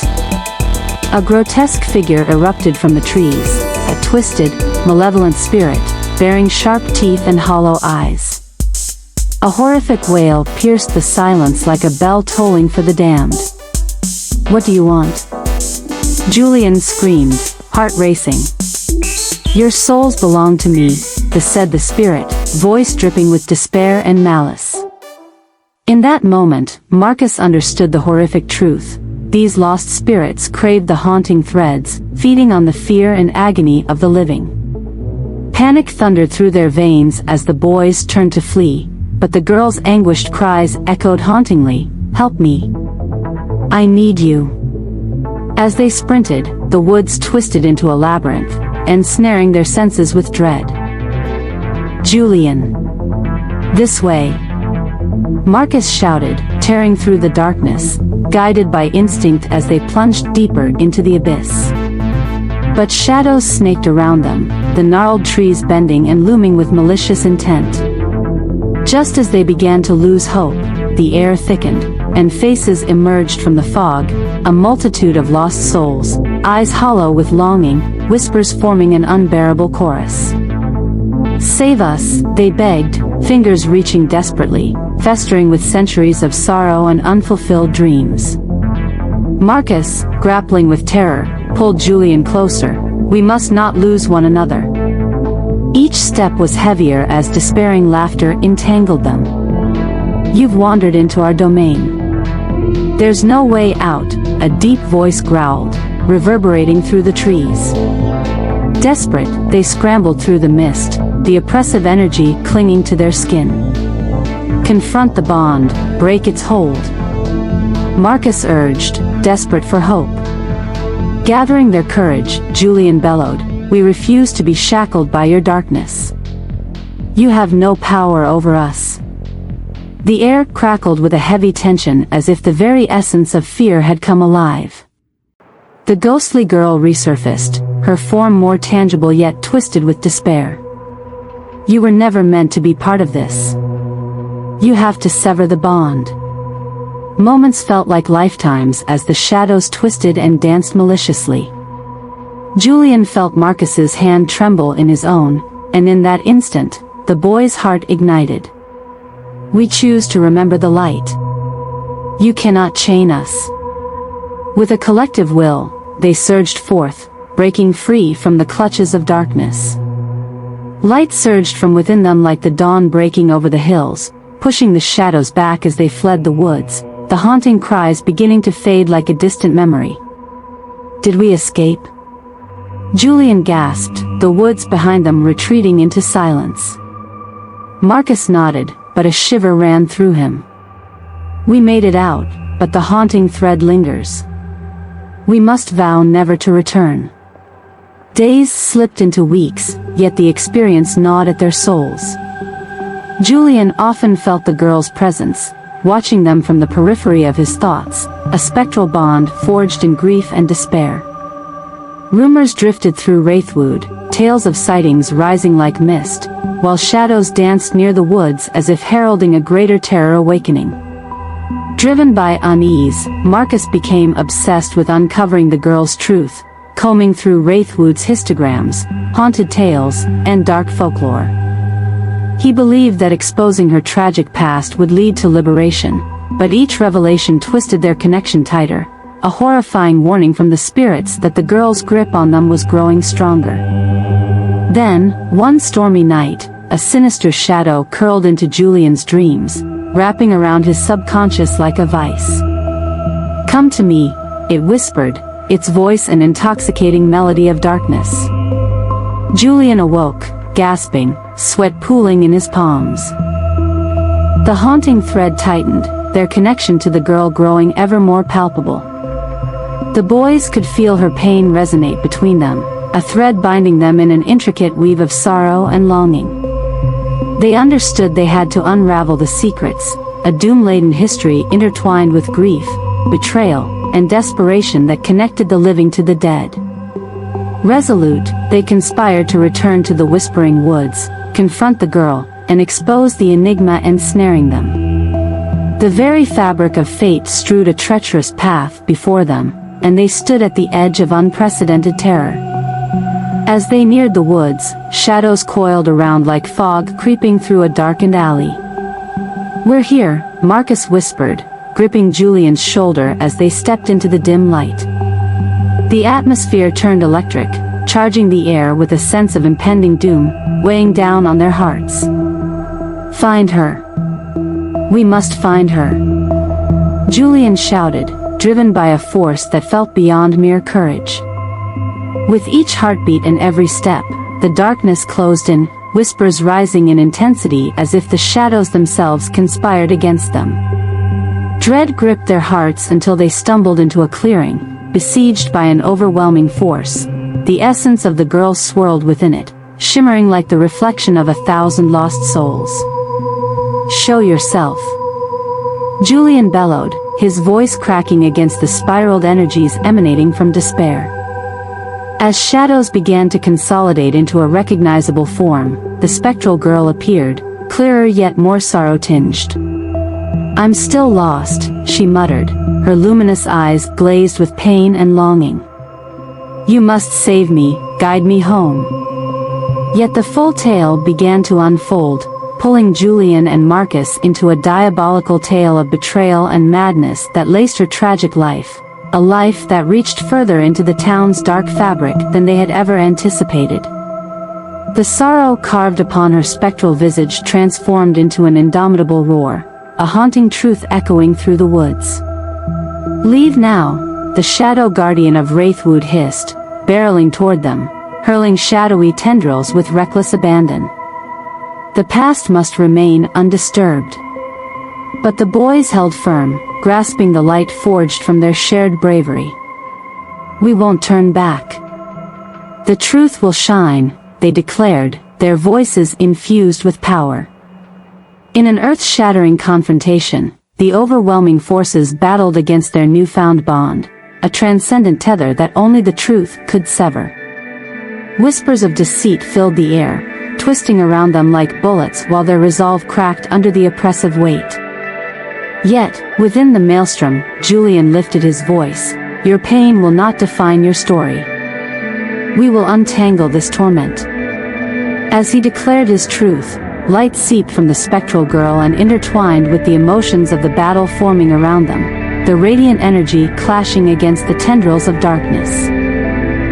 "I will not be forgotten," her spirit cried, pushing against the shadows before her, standing against the tide of malevolence with grace. A surge of power rallied against them, forcing them to flood the clearing with the truth of the girl's poignant sorrow. "Your justice shall echo," they chanted, their voices melding into one resolute sound, resonating deep within the woods. Finally, with every ounce of strength gathered, the boys' spirits intertwined in one radiant blast, shattering the bonds of resentment. The specter of the girl fused with their voices, cascading through the darkness enveloping Wraithwood, sending the shadows retreating in horror. As the clearing erupted in a stunning light, the girl shimmered before them, her essence entwined with release from a lifelong lost. "You are free. Your truth shall not fade." Her voice danced beneath the screams of retreating shadows, pulsating through the forgotten souls left behind. Exhaling the burden lifted, they stood together, bathed in the dawn's light.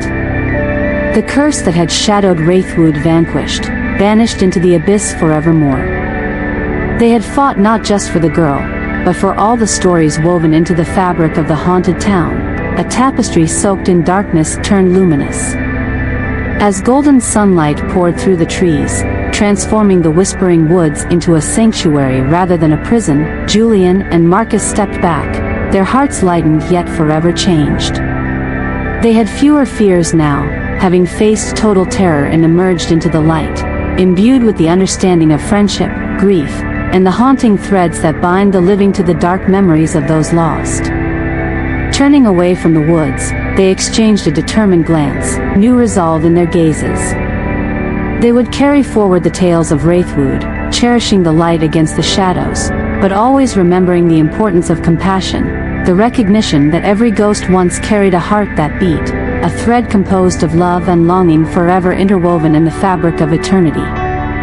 As the sun rose high, banishing the remnants of darkness, Julian and Marcus walked hand in hand homeward, haunted yet renewed, echoing the silent promise that the shadows would never claim them again. Story number 8.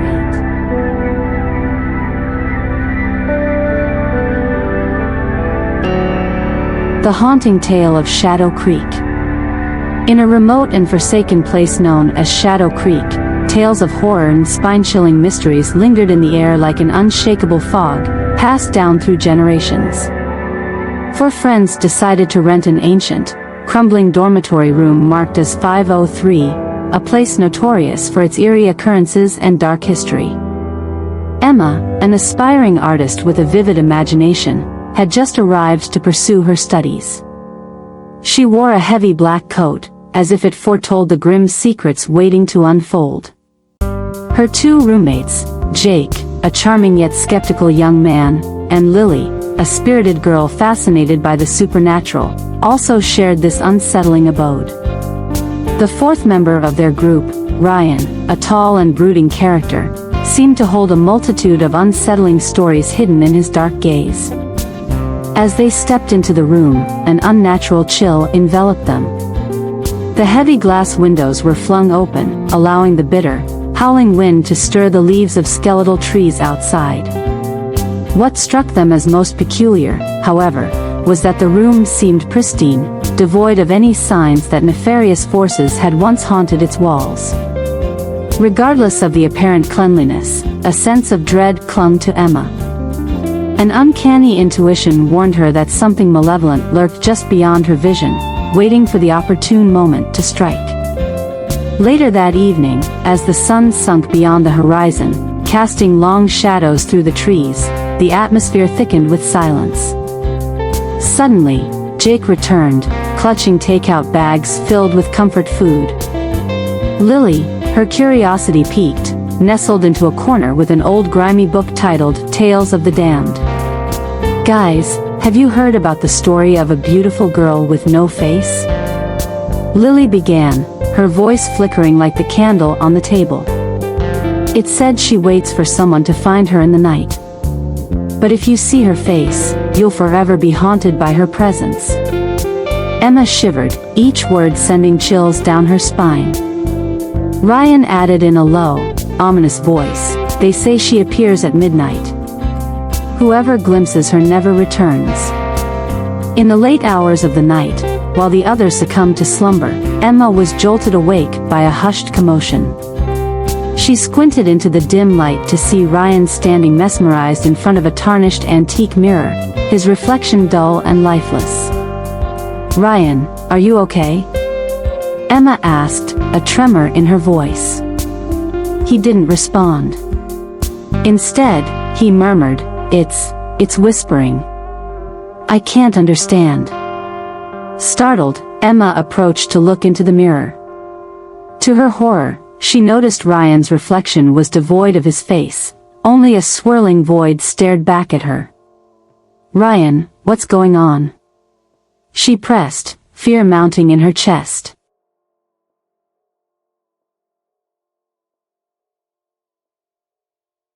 Suddenly, wisps of shadow emerged from the mirror, swirling ominously. The air grew thick and oppressive as chilling laughter filled the room, echoing just behind her. "Emma! Emma!" The voice beckoned, soft yet commanding, as if it were summoning her from across realms. The morning light struggled to penetrate the thick fog of dread that hung over the room. As the next day unfolded, Emma and her friends found themselves tormented by nightmares. A faceless girl in a flowing white dress haunted their dreams each night. Ryan became increasingly withdrawn, his laughter replaced by a somber silence. Lily soon realized the severity of the situation. "She's drawing him in. We need to do something."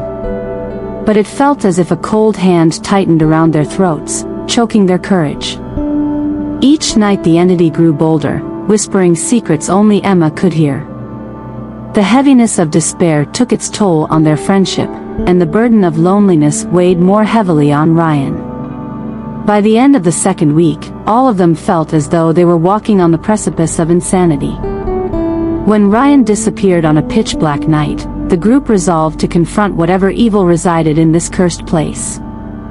They gathered their courage and descended into the basement, an area rumored to be the heart of the haunting. The air grew colder with each step, biting at their skin as they ventured further into the darkness, the shadows clasping around them like icy tendrils. Inside the damp chamber, the walls seemed to pulse with an eerie energy. A haunting wail reverberated through the narrow space, making it difficult to breathe. As they reached a large, dust-caked mirror, the light from Lily's flashlight flickered and died, plunging them into darkness. Then, they heard Ryan's voice, soft and distant. "Why did you come here?" Confused and frightened, they turned toward the sound.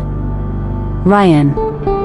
Lily screamed, terror gripping her heart as they caught sight of him standing in the corner, expressionless and with eyes empty like black holes. As they moved toward him, the girl's apparition manifested before them, her presence suffocating and cold.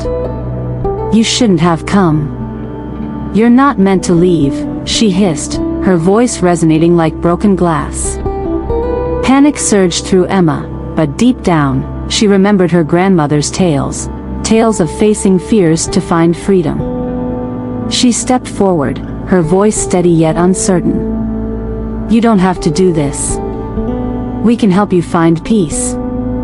With each spoken word, the revelation emerged. Beneath the girl's malice was merely a tortured spirit, lost in anguish. As the three friends huddled together, Emma began to recite a prayer she vaguely remembered from her childhood, words woven with courage and hope. The mirror shimmered violently, and suddenly, the room erupted in a blinding light. Visions of the girl when she was alive flashed before them, revealing a life cut short, a tragedy woven into the fabric of her existence.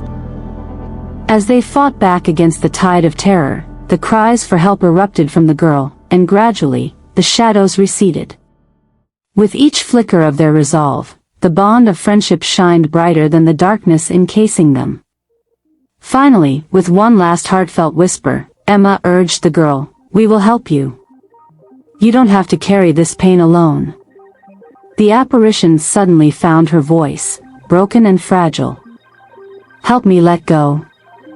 In that moment, the light surged, transforming into a golden glow that enveloped the girl, who began to smile, her face finally visible to the light. One final tear fell from her eyes as she dissipated, leaving nothing but a fleeting memory of her torment. The following morning, the sun's rays illuminated the room, washing away the lingering darkness. Emma and her friends woke, overwhelmed by relief and disbelief, as if they had awakened from the longest nightmare of their lives. They shared a knowing glance, having faced their deepest fears together. From that day forward, they vowed to write down their harrowing story, not just to caution others but to honor the spirit they set free. Unbeknownst to them, the remnants of the haunting would stay with them forever, a reminder that light heals, even the most broken spirits. Yet, as the seasons changed, whispers began to circulate once more in Shadow Creek. Other students regaled one another with ghastly tales of Wraith Grove, the very place Emma and her friends had confronted dark forces. Would the shadows once again reclaim the space left hollow? Or had they truly laid the accusations of the past to rest? As the sun dipped below the horizon, the air thickened with a palpable sense of foreboding. Life moved on, but the story of the haunted dormitory would continue, waiting for the next soul curious enough to seek the truth within its walls.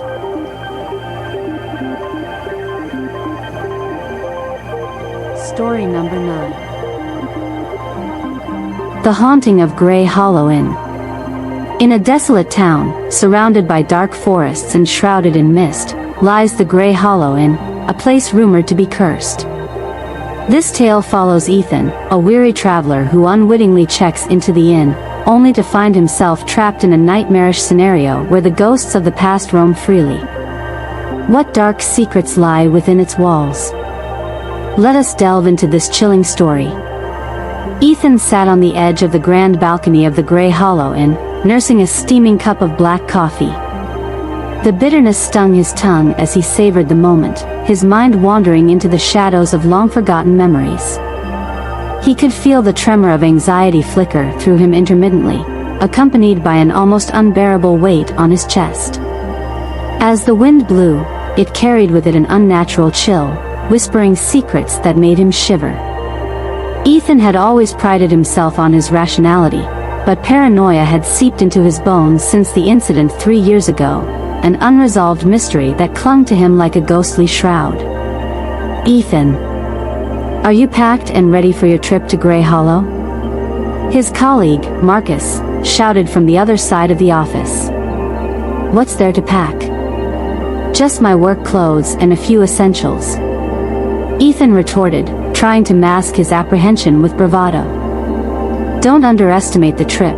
Grey Hollow isn't like the other towns. It's isolated, surrounded by thick woods, and, get this, it's said to be haunted." Marcus's eyes twinkled with a mix of mischief and concern. "Haunted? Seriously?" Ethan scoffed dismissively. "It's probably just local legends to lure tourists. We'll be fine."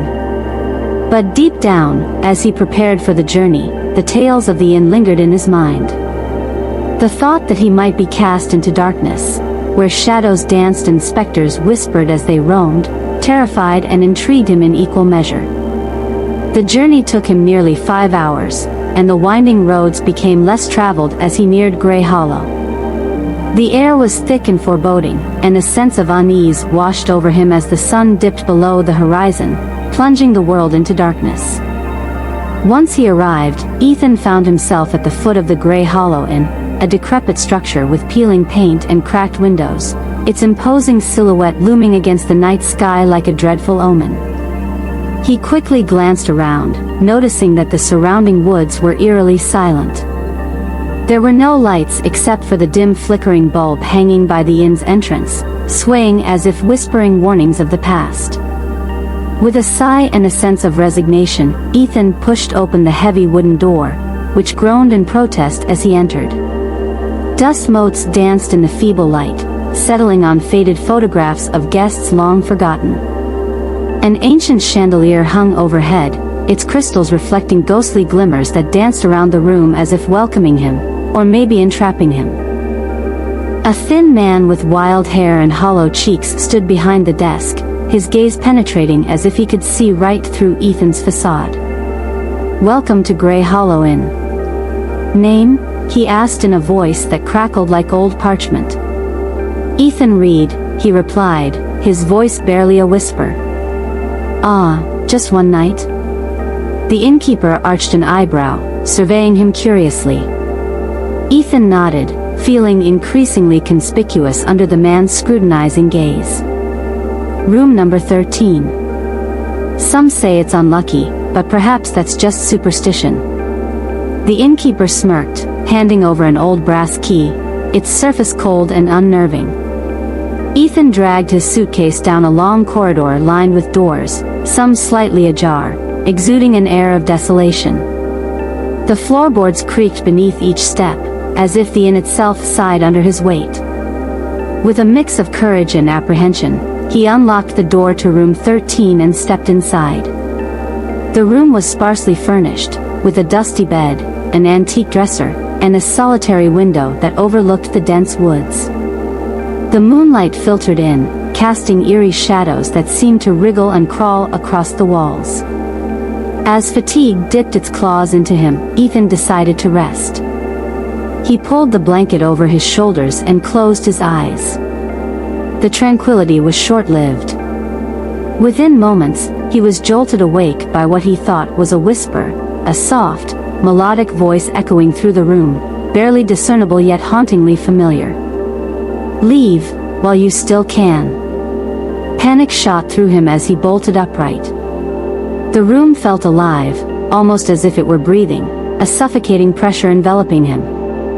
The voice vanished, leaving an unsettling silence in its wake. He convinced himself it was merely a figment of his imagination, something born from fatigue. Determined to shake off the experience, Ethan turned to his phone, but his signal flickered in and out, rendering it useless. The shadows crept closer, pressing against the thin walls of his psyche until he could no longer ignore them. As days turned into a restless nightmare, bizarre occurrences began to plague Ethan.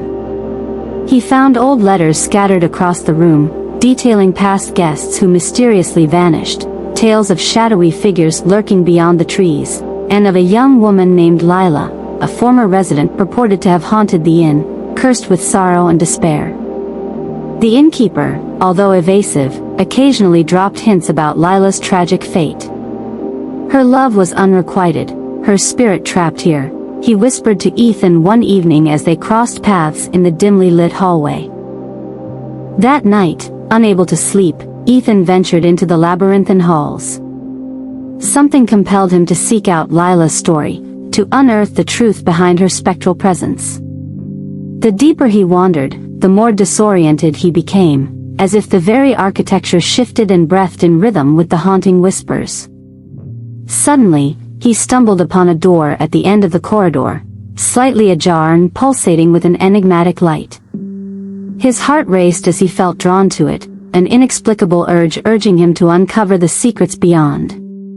Pushing the door open, Ethan stepped into a forgotten parlor adorned with shattered mirrors and faded portraits. The air was thick with despair as he caught his reflection in a jagged shard, a haggard version of himself, eyes wide with fright, as if staring into the abyss itself. In the corner of the room, a spectral figure flickered into view, a woman with sorrowful eyes locked within a timeless gaze. "Help me," she whispered, her voice echoing like wind through the trees. Overwhelmed by the encounter, Ethan sought answers, the connection between him and Lila, the reason why he was ensnared within the inn's clutches. Every night, he returned to the parlor, piecing together Lila's tragic history. She had loved fiercely, lost everything in one fateful night when a storm ravaged their village, leading to a catastrophic misunderstanding and her untimely death. As Ethan delved deeper, a sense of dread unfurled within him. He began to realize that the shadows of the inn were not just manifestations of fear, they were echoes of anguish and sorrow, a somber reminder of Lila's tragic fate. One night, determined to confront the malevolent force that held Lila captive, Ethan gathered his courage as he navigated the inn's maze of darkness. He arrived at the parlor, ready to reveal his intent to help her find peace. The room pulsed with energy, resonating with his every breath. "Let her go," he shouted into the void, desperation spilling from his lips. A deafening silence followed, and then, the shadows converged upon him, swirling in chaotic fury, dancing around him in a frenzy. Ethan's heart thundered in his chest as he stood his ground, calling out Lila's name, begging for her release. Suddenly, a gust of wind tore through the room, extinguishing the candles, plunging him into darkness. Amidst the chaos, he felt her presence, warm and familiar, wrapping around him like a gentle embrace. "Release me," came an echoing scream, filled with anguish that rang through the air. As Ethan reached out, a brilliant light enveloped the room, illuminating every corner as the very foundation of the inn trembled. Lila's spirit, now radiant and unhindered, surged forth to confront her captors, the shadows that had clung to her for centuries. In one final showdown, the walls of the Grey Hollow roared in defiance. Ethan stood at the eye of the storm, surrounded by swirling darkness and pockets of light. With a burst of determination, he shouted, "You have no power here. She deserves to be free." As his voice echoed through the chaos, the shadows recoiled, wailing in despair. Lila's spirit, exuding strength and vibrant energy, merged with his spirit, breaking the chains that bound her. In one final tumultuous gradient of color and sound, the darkness imploded, revealing a brilliantly lit doorway, the exit to the realm of the living. Lila's spirit erupted into starlight, and in that moment, she smiled at Ethan, a final goodbye, a farewell filled with gratitude. Ethan stumbled backward, collapsing into the night air as the weight of the inn's history cascaded around him. The oppressive gloom dissipated, replaced by the rustling of the wind and the gentle coo of the night. The Grey Hollow Inn stood behind him, silent, stripped of its malevolence as it faded into the shadows of memory. Ethan emerged into the dawn of a new day, blinking against the brightness of the sun, feeling the warmth embrace him. The whispers had ceased, but he carried with him the burden of Lila's story, her release fueling his own sense of purpose. He had not only braved the depths of fear but had stood witness to the power of love and sacrifice, finally giving Lila what no one else could.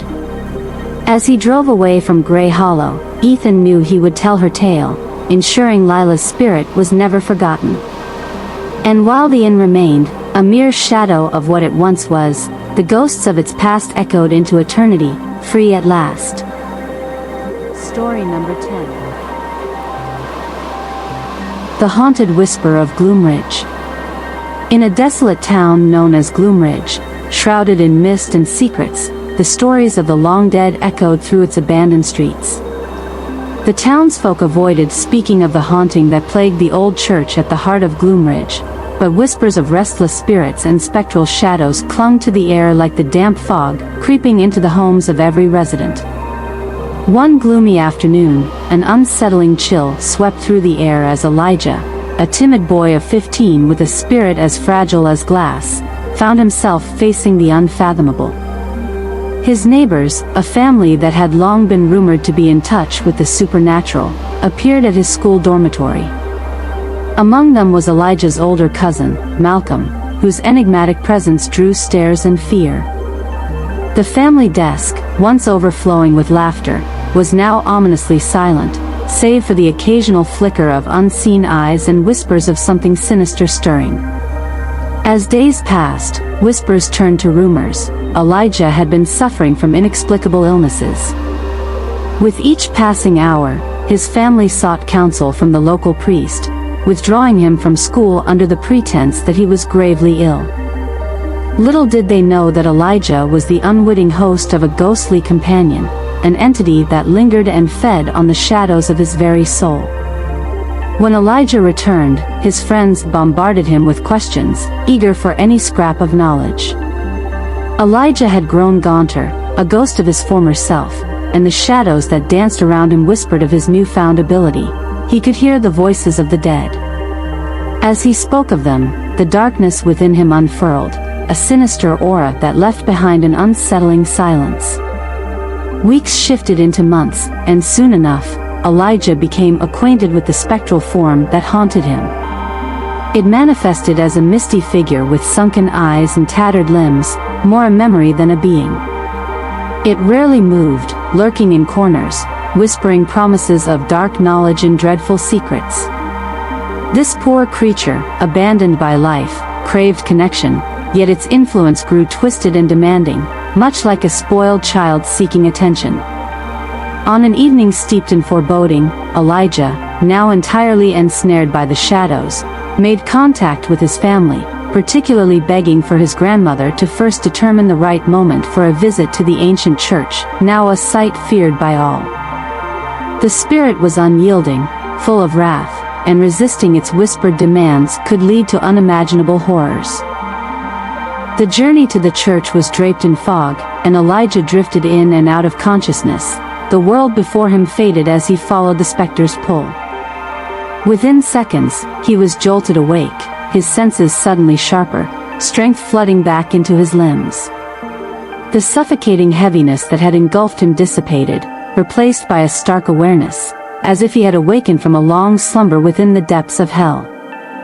Inside the time-worn church, under the flickering candlelight, Father Desmond, the town's only priest, performed an ancient exorcism to rid Elijah of the insidious ghost. The shadowy figure writhed beneath Father Desmond's holy words, fighting to maintain its grasp on Elijah. Time stretched into eternity as the clock's hands ticked relentlessly. Hours passed, and Elijah felt as though he was drowning in darkness, the spirit reaching for him, clawing at his sanity, desperate not to lose its hold.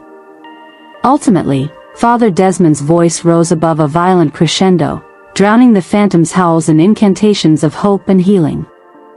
It felt like an eternity had passed, yet upon the final chant, Elijah emerged, exhausted, trembling, but free.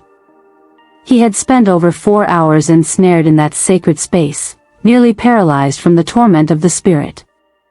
Elijah's family, gathered in relief, rushed him home to recover in peace. They had been warned by Father Desmond of the toll that the spectral encounter had taken upon Elijah's psyche, and the darkness that lingered had woven itself into the very fabric of his being.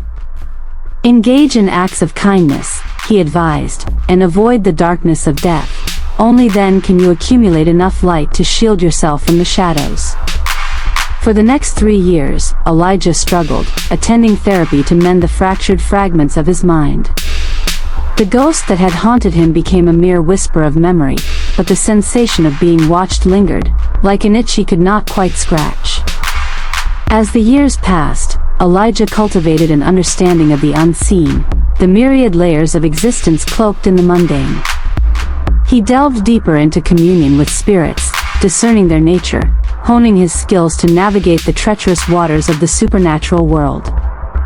Yet he remained cautious, fearing that a whim of fate could unfold another dark chapter, the very air around him thick with the dread of fading into the shadows once more.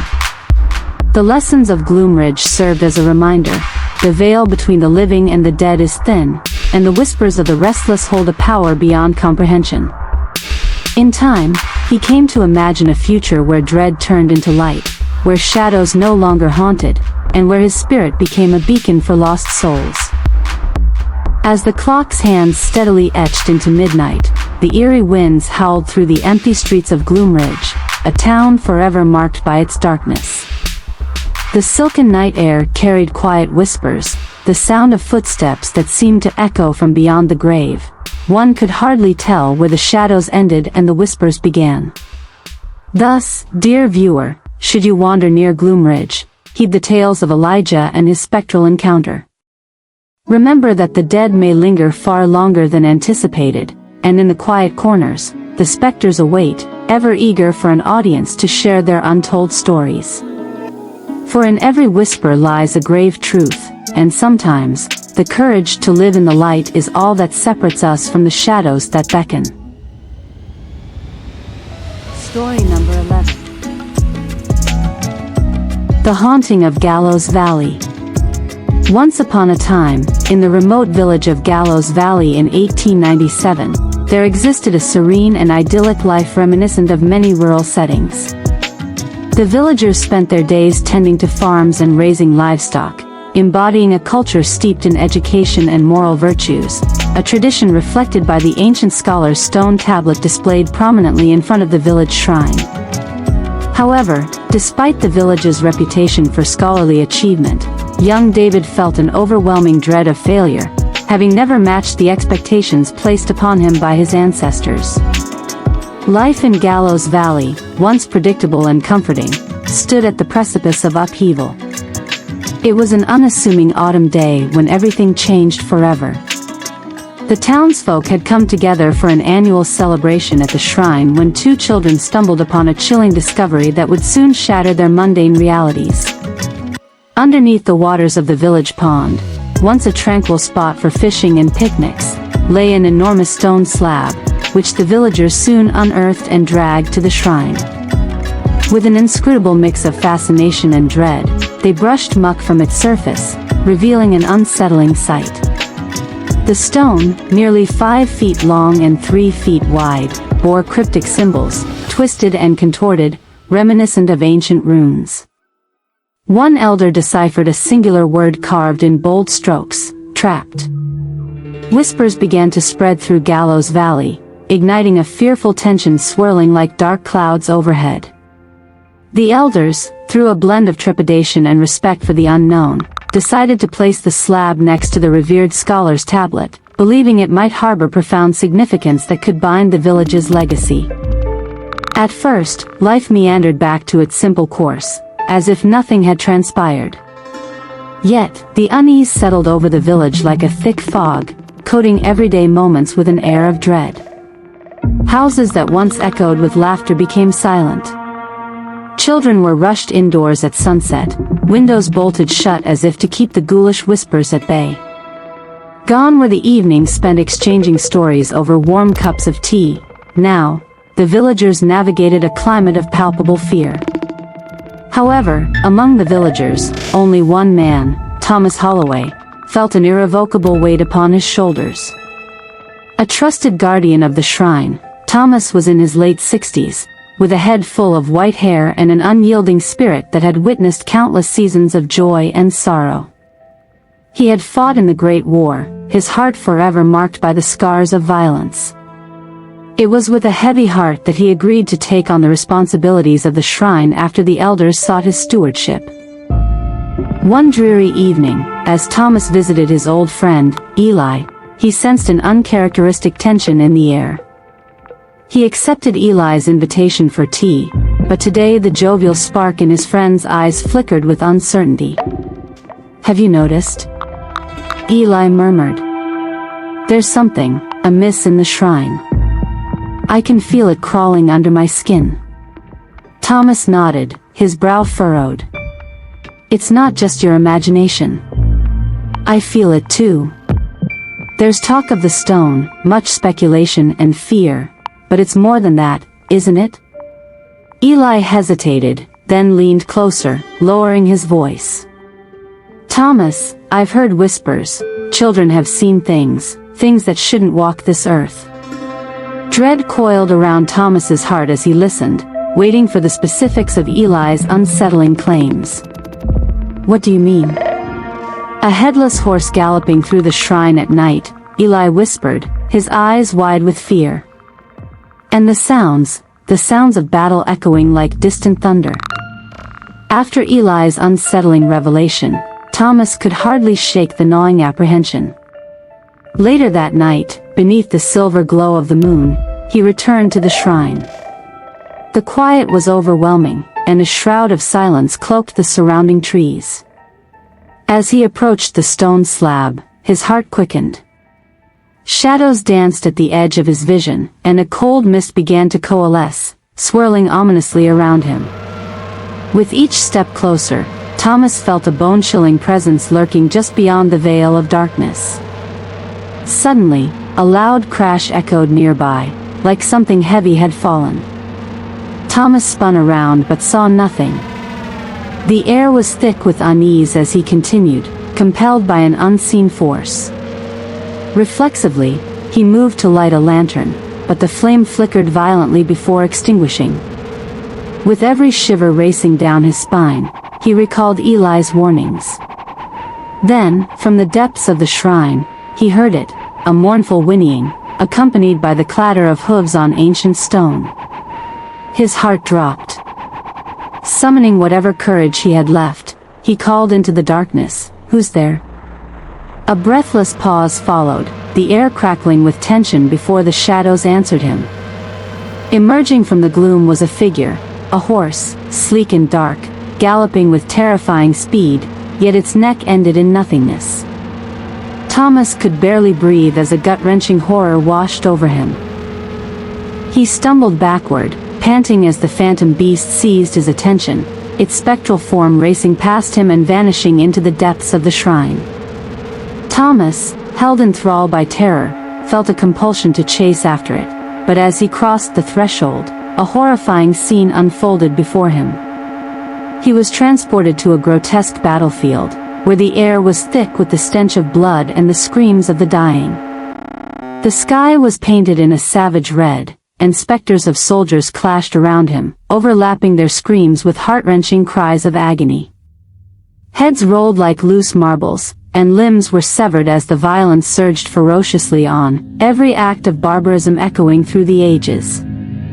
Frantically, he searched for any sign of escape amongst the chaos. Suddenly, two armored figures emerged from the tumult, one clad in emerald, the other in gold, riding headless steeds. They locked eyes with him, and their gazes pierced through his very soul, blood-red and filled with rage as if demanding justice for all that had transpired. "Stop!" he yelped, frantically waving his arms. Alarmingly, they froze, the world around him gripped by a sudden, suffocating silence. All the combatants turned toward him, their grotesque expressions still, and Thomas felt the weight of countless souls pressing in on him, their eyes filled with despair and fury. Then Eli's warning echoed in his mind. "Who do you think you are to dictate peace upon this cursed land?" Thomas could feel the clammy grip of terror surrounding him, a wilderness of anxiety that threatened to consume him when, just as he was on the brink of losing his sanity, the cock's crow sounded in the distance. The battlefield dissipated like smoke, and Thomas awoke, drenched in sweat, back in the shrine, alone but forever haunted. Days passed, but the ominous weight of the stone slab and those spectral figures never left him. The villagers whispered, and shadows fell heavily over their hearts, tightening around their throats like a vice. Would the curse of Gallows Valley be unearthed, or would they remain trapped, forever haunted by the spectral figures who roamed their shrine in search of redemption? As the last remnants of hope faded, Thomas vowed to uncover the truth buried deep within the stone slab before it consumed every ounce of joy left in Gallows Valley. The terror the villagers had long ignored beckoned them closer, twisting their lives into threads of fear tighter than ever. And thus the tale of Gallows Valley continues, a haunting melody trapped in the winds, where shadows whisper secrets of the past, and the headless horse forever gallops through dreams and nightmares alike, reminding us that some stones should remain unturned. Story number 12.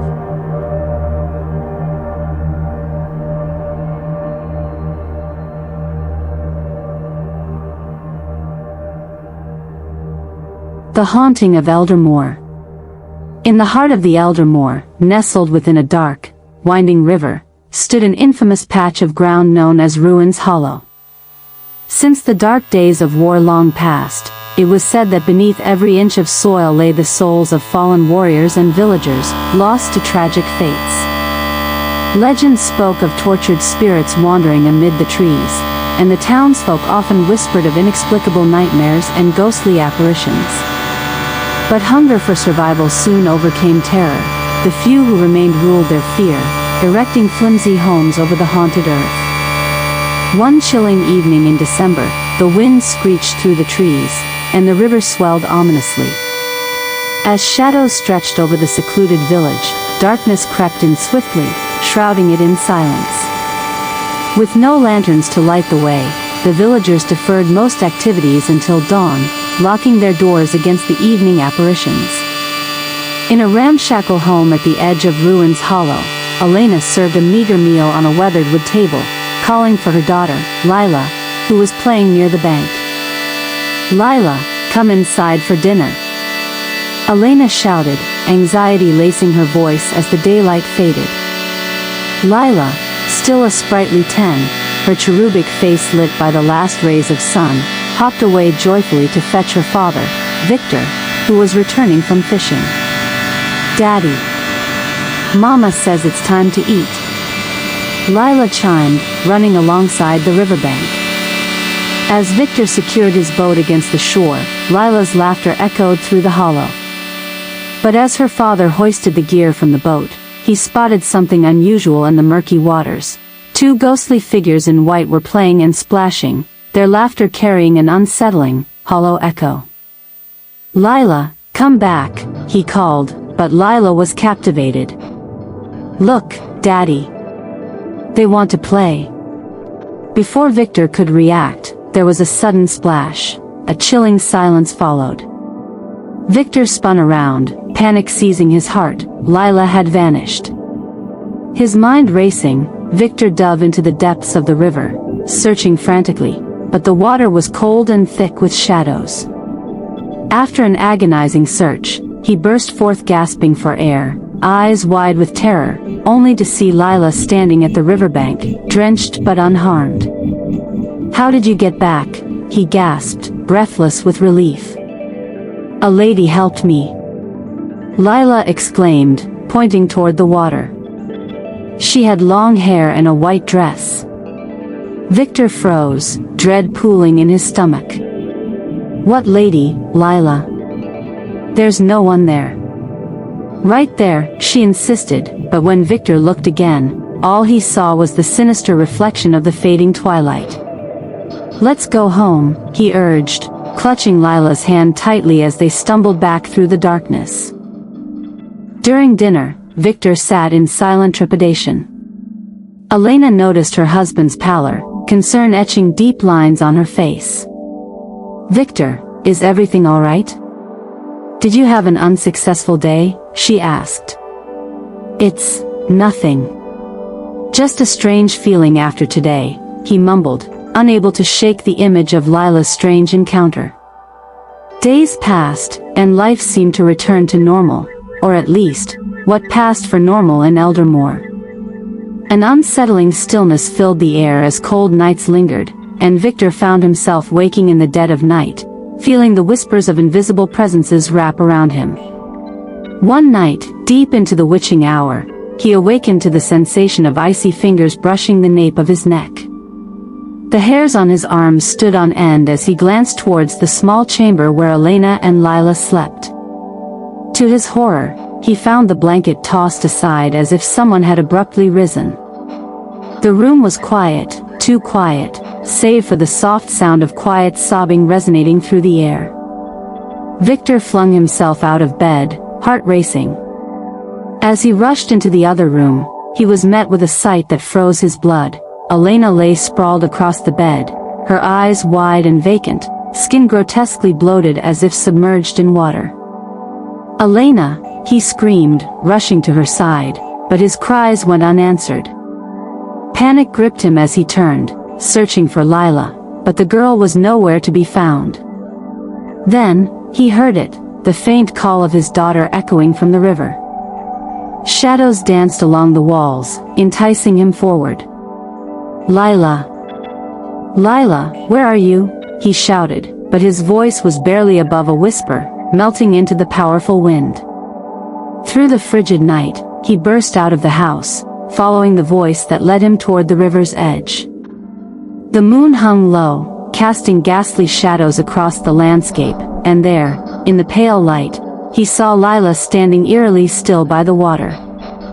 She stared into its depths as if entranced. "Lila! Come back!" he shrieked, panic coursing through him. Suddenly, she turned toward him, her features distorted, eyes betraying a flicker of focus. "Daddy, I want to play with the lady," she whimpered, stepping dangerously closer to the edge. "No, Lila. Stay here," he shouted, reaching out to grasp her hand, but his movements felt strangely sluggish, as if time had slowed to a crawl. As he approached, a freezing fog rolled in, enveloping him and obscuring Lila from sight. Terrified, he sprinted forward, but an icy grip captured his shoulder, spinning him around to face a ghostly figure clad in white, a woman with hauntingly long hair cascading down her back. "Won't you stay, Victor?" she whispered, her voice a melody of despair.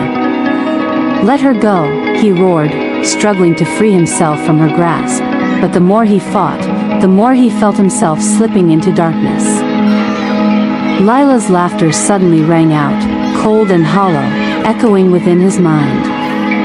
"She's my friend. I want to go, Daddy. I want to go." Heart pounding, Victor's scream attempted to escape his lips but fell mute. The ghostly figure drew nearer, with her eyes mirroring the depths of the river, swirling with despair and rage. Then, out of nowhere, the haunting cause of crows filled the air. The sky darkened, and shadows converged, igniting old fears. The townsfolk had spoken of the cries of crows, the signs of death approaching. Gathering what little courage remained, Victor lunged forward, breaking free from the spectral embrace. In a desperate act, he dived into the water, reaching for Lila just as she was being pulled toward the abyss. "Lila, please. I'm here. Come back," he screamed, tears mixing with the river's murky water. Just at that moment, as if the heavens had heard his desperate call, fog cascaded around him, and he felt Lila's hand clasp his own, the warmth grounding him against the overwhelming chill of despair. "Hold on to me, Lila," he cried, pulling her from the depths of the water. But the spectral figure only watched, her gaze filled with sorrow akin to eternity. Victor swam back to the shore, Lila clutched tightly in his arms, as the whispers grew fainter, retreating into the mists. Back on the bank, Victor collapsed, clutching his daughter to his chest, relief washing over him. But as he looked up, the ghostly figure had vanished, leaving behind only the haunting echoes of laughter in the dark woods. In the days that followed, strange occurrences continued. Shadows whispered, and the villagers bore witness to Lila's odd behavior. She would speak to unseen friends, her laughter echoing with a disconcerting chill. In a meager attempt to put the horrors behind them, victors held a feast to celebrate the harvest, inviting all the townsfolk to defy the encroaching silence. The air thrummed with laughter and stories, but as the night wore on, unsettling signs began to emerge. The crows returned, their cries piercing the festivities like a warning, while the shadows loomed, growing longer with every flicker of the fire. Lila, once vibrant, grew increasingly isolated, her laughter turning to whispers as she paced outside, staring into the abyss of the woods. The townsfolk shared nervous glances, sensing a darkness rising. Panic erupted one night as Lila vanished from the gathering. Victor, heart racing, called her name, chasing after the shadow of his daughter fading toward the light of the river. Standing at the riverbank, he felt cold fingers brush against his spine, spinning him around. A gathering of spectral figures emerged, faces twisted in anguish. "Join us, Victor," one murmured, the echo of the lady in white sending chills down his spine. "No. Get away from her," he shouted, defiance igniting in the depths of his soul. As he reached out, the figures lunged, darkness consuming him. The screams of the villagers grew distant, swallowed by the shadows. All that remained of Eldermore was the sound of laughter drifting through the mists, carried by the haunting echoes of those who had fallen. A solemn reminder that, in the darkness, they were never alone. And somewhere in Ruins Hollow, the river flowed on, a quiet keeper of secrets whispered from the shadows, a chilling echo of the past, forever haunting the restless souls who dared to call Eldermore home. Story number 13. Whispers of Ashwood Asylum. It was a chilly October night in Ashwood Asylum, a decaying relic nestled deep in the heart of a forest. The walls were lined with peeling paint, and the air was thick with an unbearable stench of decay. The history of the asylum was one steeped in horror, as the anguished cries of its former residents echoed through the darkened halls, a constant reminder of the pain and suffering endured within. "John! John! There's a call for you." The voice echoed through the dimly lit corridors of the asylum. I lay motionless on my cot, fighting back the urge to drift deeper into slumber, anything to escape this waking nightmare.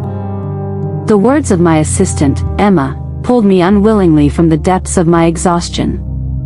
The night shift had dragged on endlessly, and every hour felt like a shackle binding me to this grim institution. "Just answer it for me, will you?" I croaked, barely able to muster the energy to sit up. "But the night nurse insists on speaking directly to you," she retorted, concern etched across her face. "For what purpose?" I muttered as I slowly rose, the weight of fatigue pressing down on me. "Gonna be another heavy case, I can feel it," I mumbled under my breath as I stumbled toward the old rotary phone. "Hello, this is John. What do you need?" I said, my voice barely above a whisper. A rush of static interrupted the silence, and then, a familiar voice. "John, it's Carla from maternity. Have you had any sleep?" "Sleep is but a fleeting dream here," I muttered. "What's going on? Is it bad?" "An urgent case is on the way," Carla replied, her tone contained yet unsettling. "We have a baby in distress, head stuck. Just received a call from the emergency services. Time is of the essence." A chill crept down my spine. "Let me guess. The mother's history went unexamined?" "Exactly. But more than that, there's something off about this one. You'll see." I hung up, unease gnawing at my stomach. The rumors surrounding Ashwood Asylum echoed in my mind, disappearances, midnight whispers, and dark figures that roamed the corridors. Many said the souls of the past roamed here, seeking release from the agony of their unfinished stories. I threw on my coat and, along with Emma, headed to the delivery room, each step echoing in the cavernous hallways that seemed to twist and contort around us, almost alive with secrets. The atmosphere in the delivery room felt charged, electric. The mother, a frail wraith of a woman, lay splayed on the operating table, her eyes wide with fear. She looked as though she had brushed against death and narrowly escaped. "Get her prepped," I instructed, trying to maintain professionalism despite the gnawing dread in my mind. As we scrambled to prepare, Emma's hands trembled while she worked the instruments. "John, are we really ready for this?" I read the reports. They say this place is cursed. The spirits do not swim well in the waters of Ashwood. "Cursed or not, we have a duty," I replied sharply, the tension palpable. I could feel the shadows creeping, as if waiting for the right moment to pounce. With a hasty breath, I turned to the mother. "Push." But as she did, a guttural sob escaped her lips. I was taken aback as the realization hit me. Darkness encroached. "No. No. The baby won't come out." Emma gasped, horror flooding her face.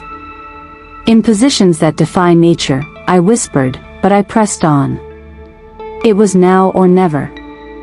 "Push harder," I commanded, knowing every second counted. A scream erupted from the mother, a banshee's wail chilling my core. "I can't," she sobbed. "It's not coming." Moments ticked by like hours. Then, as if the universe opened its maw, the baby finally emerged, but lifeless.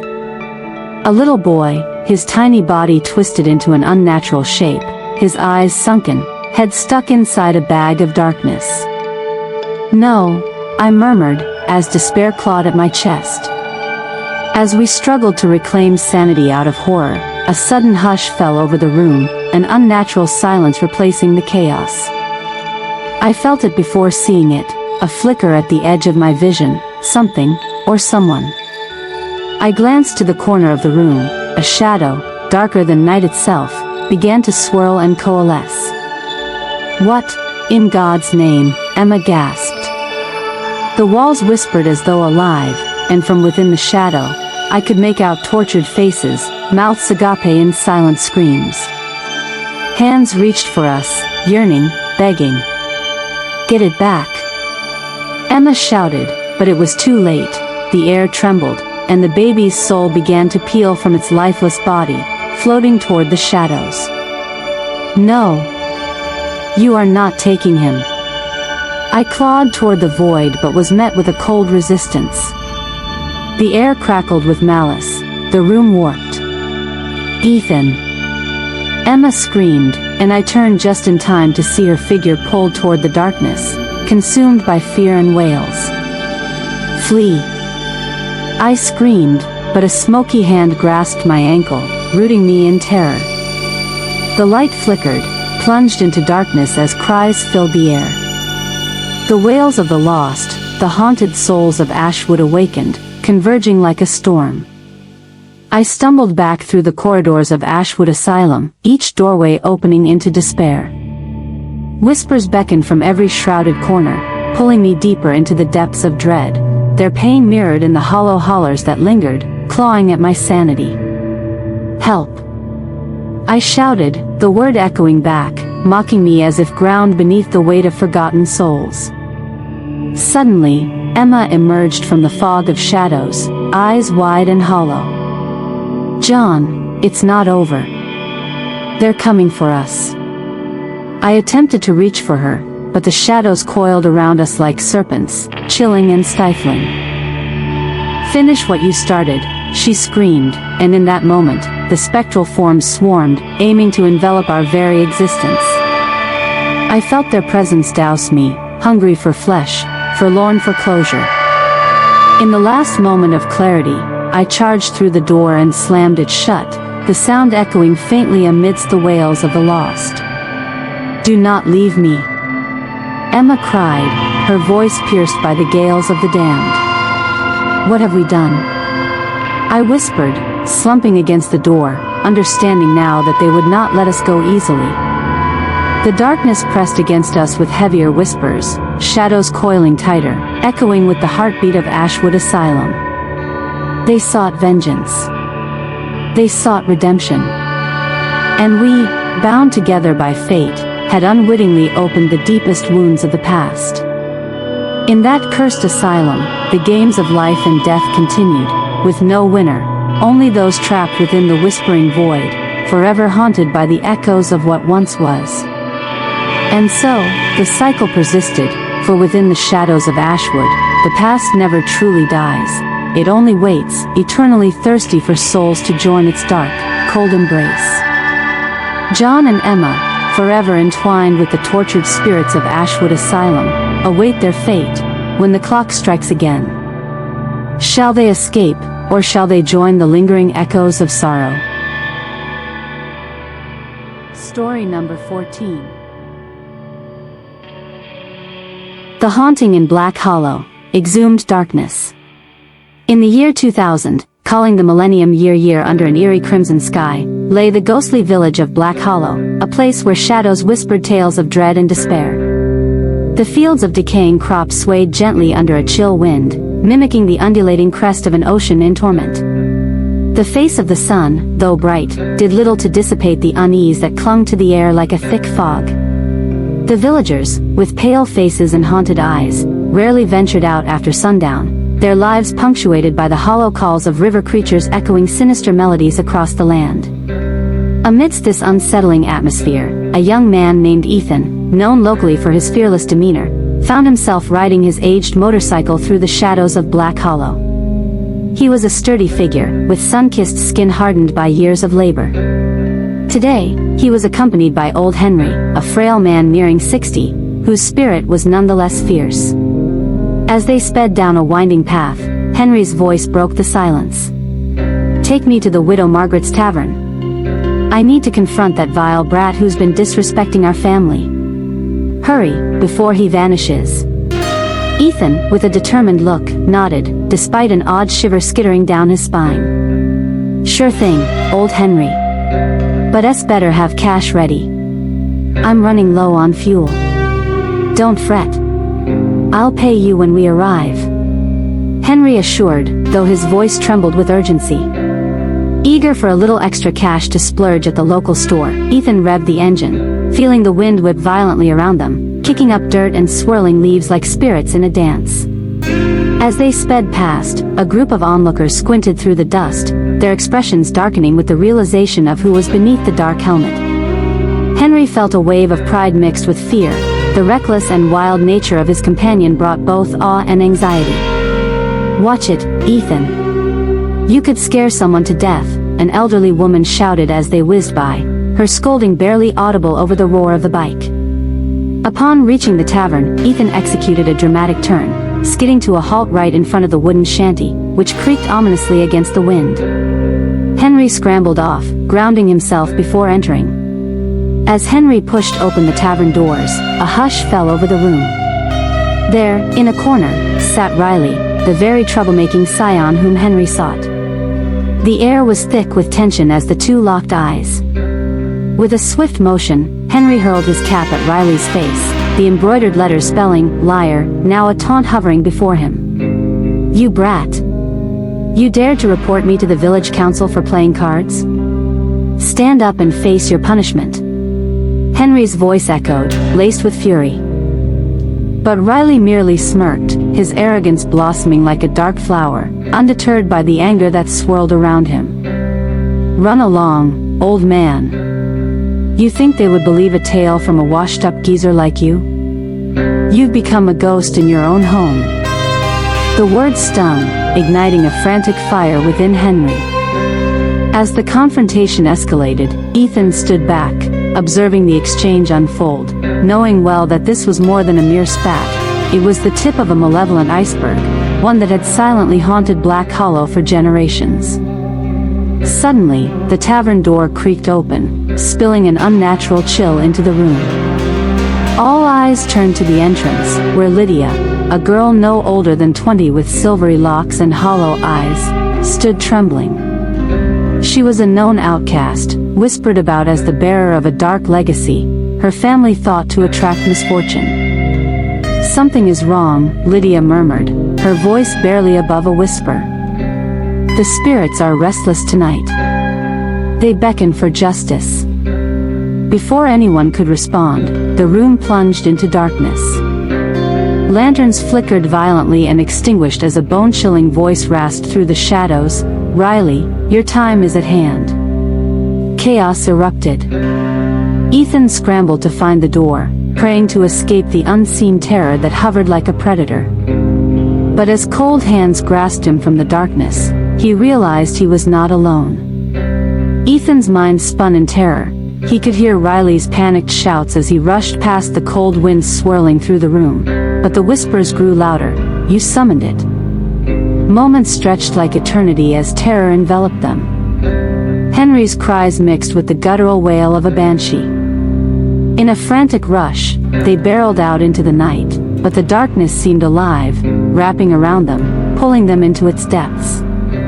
The atmosphere shifted on the outskirts of Black Hollow, where the graveyard lay overgrown, its tombstones tilted and broken as if succumbing to despair. Ethan and Henry stumbled upon a group of men, the locals known for their dubious dealings. Their faces were drawn, illuminated faintly by the flicker of a candle set atop a makeshift altar, surrounded by eerie effigies. "What are you doing here?" Ethan demanded, fear spiking within him. "We're here to make an offering before the end fall," one of the men replied, his voice betraying a chilling desperation. "Endfall? What madness is this?" Henry chimed in. "It's said that the spirits seek retribution for the wrongs committed against them, and they won't rest until blood is spilled on their hallowed ground," said the man, his eyes wide with a haunted fear. But before they could grasp the severity, a deathly hush fell over them. Formless shapes danced through the trees, and the moon, a sliver of silver, broke through the clouds, illuminating the cemetery. The ghostly figures began to materialize, dressed in ragged clothing, their faces twisted in anguish. Henry, paralyzed by fear, began to tremble. "You should have never angered them," he whispered in horror. Ethan turned to run, but the spirits surged toward him, their hollow eyes filled with the kind of pain that froze the heart. A sudden realization struck him. He must confront the wrongs of the past to escape this endless night. Then, from the shadows, Lydia reappeared like a wraith, her eyes blazing with a newfound determination. "You want to fix this? Then join me in the mournful rites," she urged. They rushed back towards the town, the spirits in pursuit, fear fueling their every step. With their backs against the wall, they began to summon the courage needed to confront the long-buried truths of the village. Echoes of lost souls filled their ears as the past bled into the present, urging them to face Riley, who had become the rippling vortex of darkness. That night would stretch till dawn, fraught with confrontations, truths, and the catharsis of anguished spirits. The cursed history of Black Hollow was no longer a secret, and as the village faced the rising sun, the echoes of their nightmarish ordeal became a haunting tapestry woven into their souls. In the end, they emerged changed, forever haunted, yet bound together by an understanding that would transcend even the darkest of nights. Though a certain tranquility had returned to Black Hollow, a lingering dread remained, woven into the whispers of the wind, foretelling that the past is never truly buried, and the cost of retribution is an everlasting reminder of the ghosts one carries. As they left that accursed graveyard behind, Ethan, Henry, and Lydia knew that the shadows would always linger, waiting for the moment they would once again unleash the terror that dwelled within the heart of Black Hollow. With a heart thumping like a war drum, they stepped away from the darkness, but it was clear that their souls remained tethered to the haunting of Black Hollow, for some stories come not with an end, but with the chilling, ghostly promise of a return.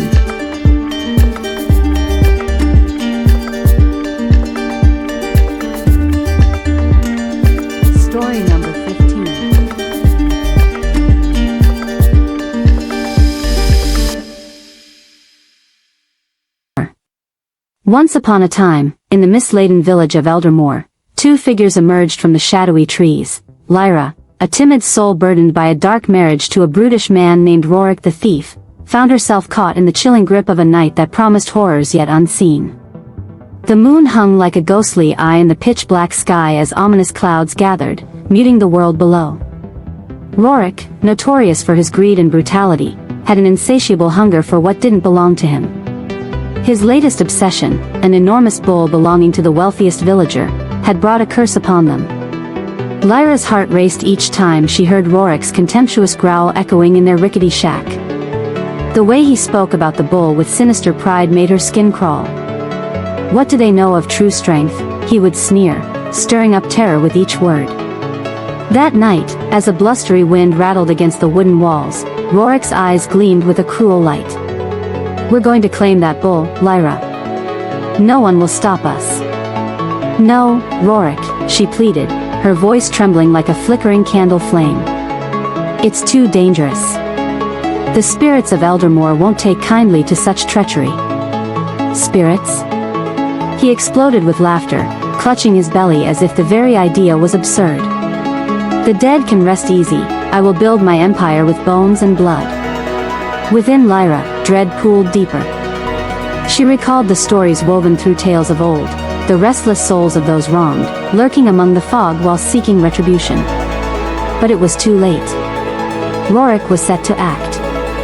As night cloaked the world in darkness, Lyra, against all instincts, trailed after him, her heart pounding in her chest.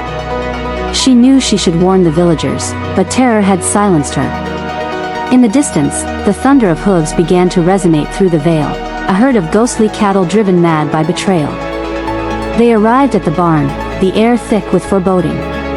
As Rorik began his preparations, he failed to notice a pair of glowing eyes staring back from the shadows, the ghost of Eldermore's vengeance personified. "Rorik." Lyra stammered, her voice barely a whisper, "Something isn't right." "Silence, woman. I'll not have you spouting nonsense at a time like this." He shoved her aside, bitterness lingering in his bones. The rage within him ignited as he peeled away the thick door to the pen. Suddenly, as if the veil between worlds had been torn, a bone-chilling wail erupted from the barn, the sound of the wronged spirits echoing through the air, a mournful cry seeking justice. Shadows cascaded from the corner of the barn, twisting into grotesque shapes, their features warped by fury. Watched as the spectral cattle charged through the barn, driven by supernatural energy. Their eyes blazed like firelit coals as they trampled everything in their path. In that chaotic moment, Rorik found himself ensnared within the grips of the beastly phantoms. He was knocked off his feet, his face ashen with terror. As the spirits danced around him, their whispers turned to screams, echoing the sins of greed. "A thief shall know no peace," they chanted, their spectral forms pulling Rorik into their spectral lament. Lyra grasped that this was not merely an act of vengeance but a chance for atonement. Her fear swirled with anger as she yelled, "You shall not take him. He is my husband, my choice." The gales roared as she confronted the spirits, a surge of defiance coursing through her. Channeling her own sorrow, she stepped forward, forcing her will against the ghastly hints of former villagers.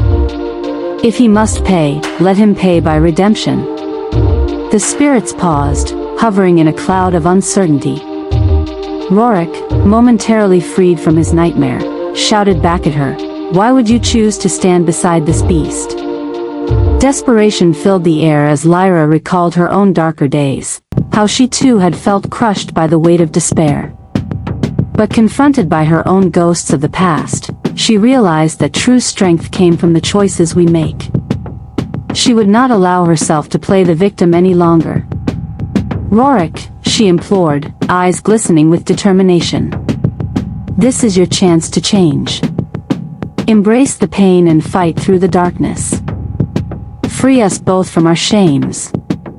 The ghostly herd circled back, a wall of ethereal limbs. Rorik's cowardly visage began to flicker under Lyra's plea, flickering like a candle at the mercy of a tempest. In that lingering moment, the power of redemption flickered between the two. Would Rorik rise from his ashes of avarice, or fall back into the abyss of his wicked ways? As if sensing his wavering resolve, the spirits grew more restless, ready to drag him down into oblivion. Yet, Lyra's spirit ignited with the essence of courage, casting aside her fears to bridge the chasm between them. A blood-curdling roar shattered the night. Rorik met her gaze, his eyes reflecting the turmoil of 1,000 regrets. "You think I can change?" "I know you can," she urged, stepping closer to the shimmering beings, their eyes softening for the first time. As if activated by the force of their connection, the spirits began to draw back, reluctantly withdrawing their claims over his soul. Amidst their retreat, they offered Rorik a choice, a chance to break the sins of his past and unify as a couple under the honest light of love. The darkness that had once consumed the savage man started to wane, and for the first time in his life, Rorik felt the weight of remorse and the possibility of resolution. Eldermore's restless spirits, Lyra took his hand, whispering words that echoed through the ancient trees. "Together, we can face the darkness, but only if you choose to walk into the dawn with me." The thunderous hoofbeats diminished into silence, and the last glow of the moon illuminated the woods, as Rorik, haunted by his past but determined for redemption, took a step forward, towards the light of a new dawn and the chance of a united future. The stage was set in Eldermore, allowing hope to intertwine even within despair's deepest shadows. But whether Rorik would heed the wisdom of his beloved Lyra, forging a path free of vengeful spirits, remained a mystery yet to unfold. Already, the villagers whispered stories about the thicket, a haunting place where darkness and hope converged. But legends swirl silently in the wind, proving that dreams of redemption entwine even with our deepest fears, revealing that the greatest knots of the heart require courage to untangle. And the lessons of love and redemption echoed long after the moon sank, as the winds of Eldermore would forever carry whispers of the night the spirits woke to reclaim their peace.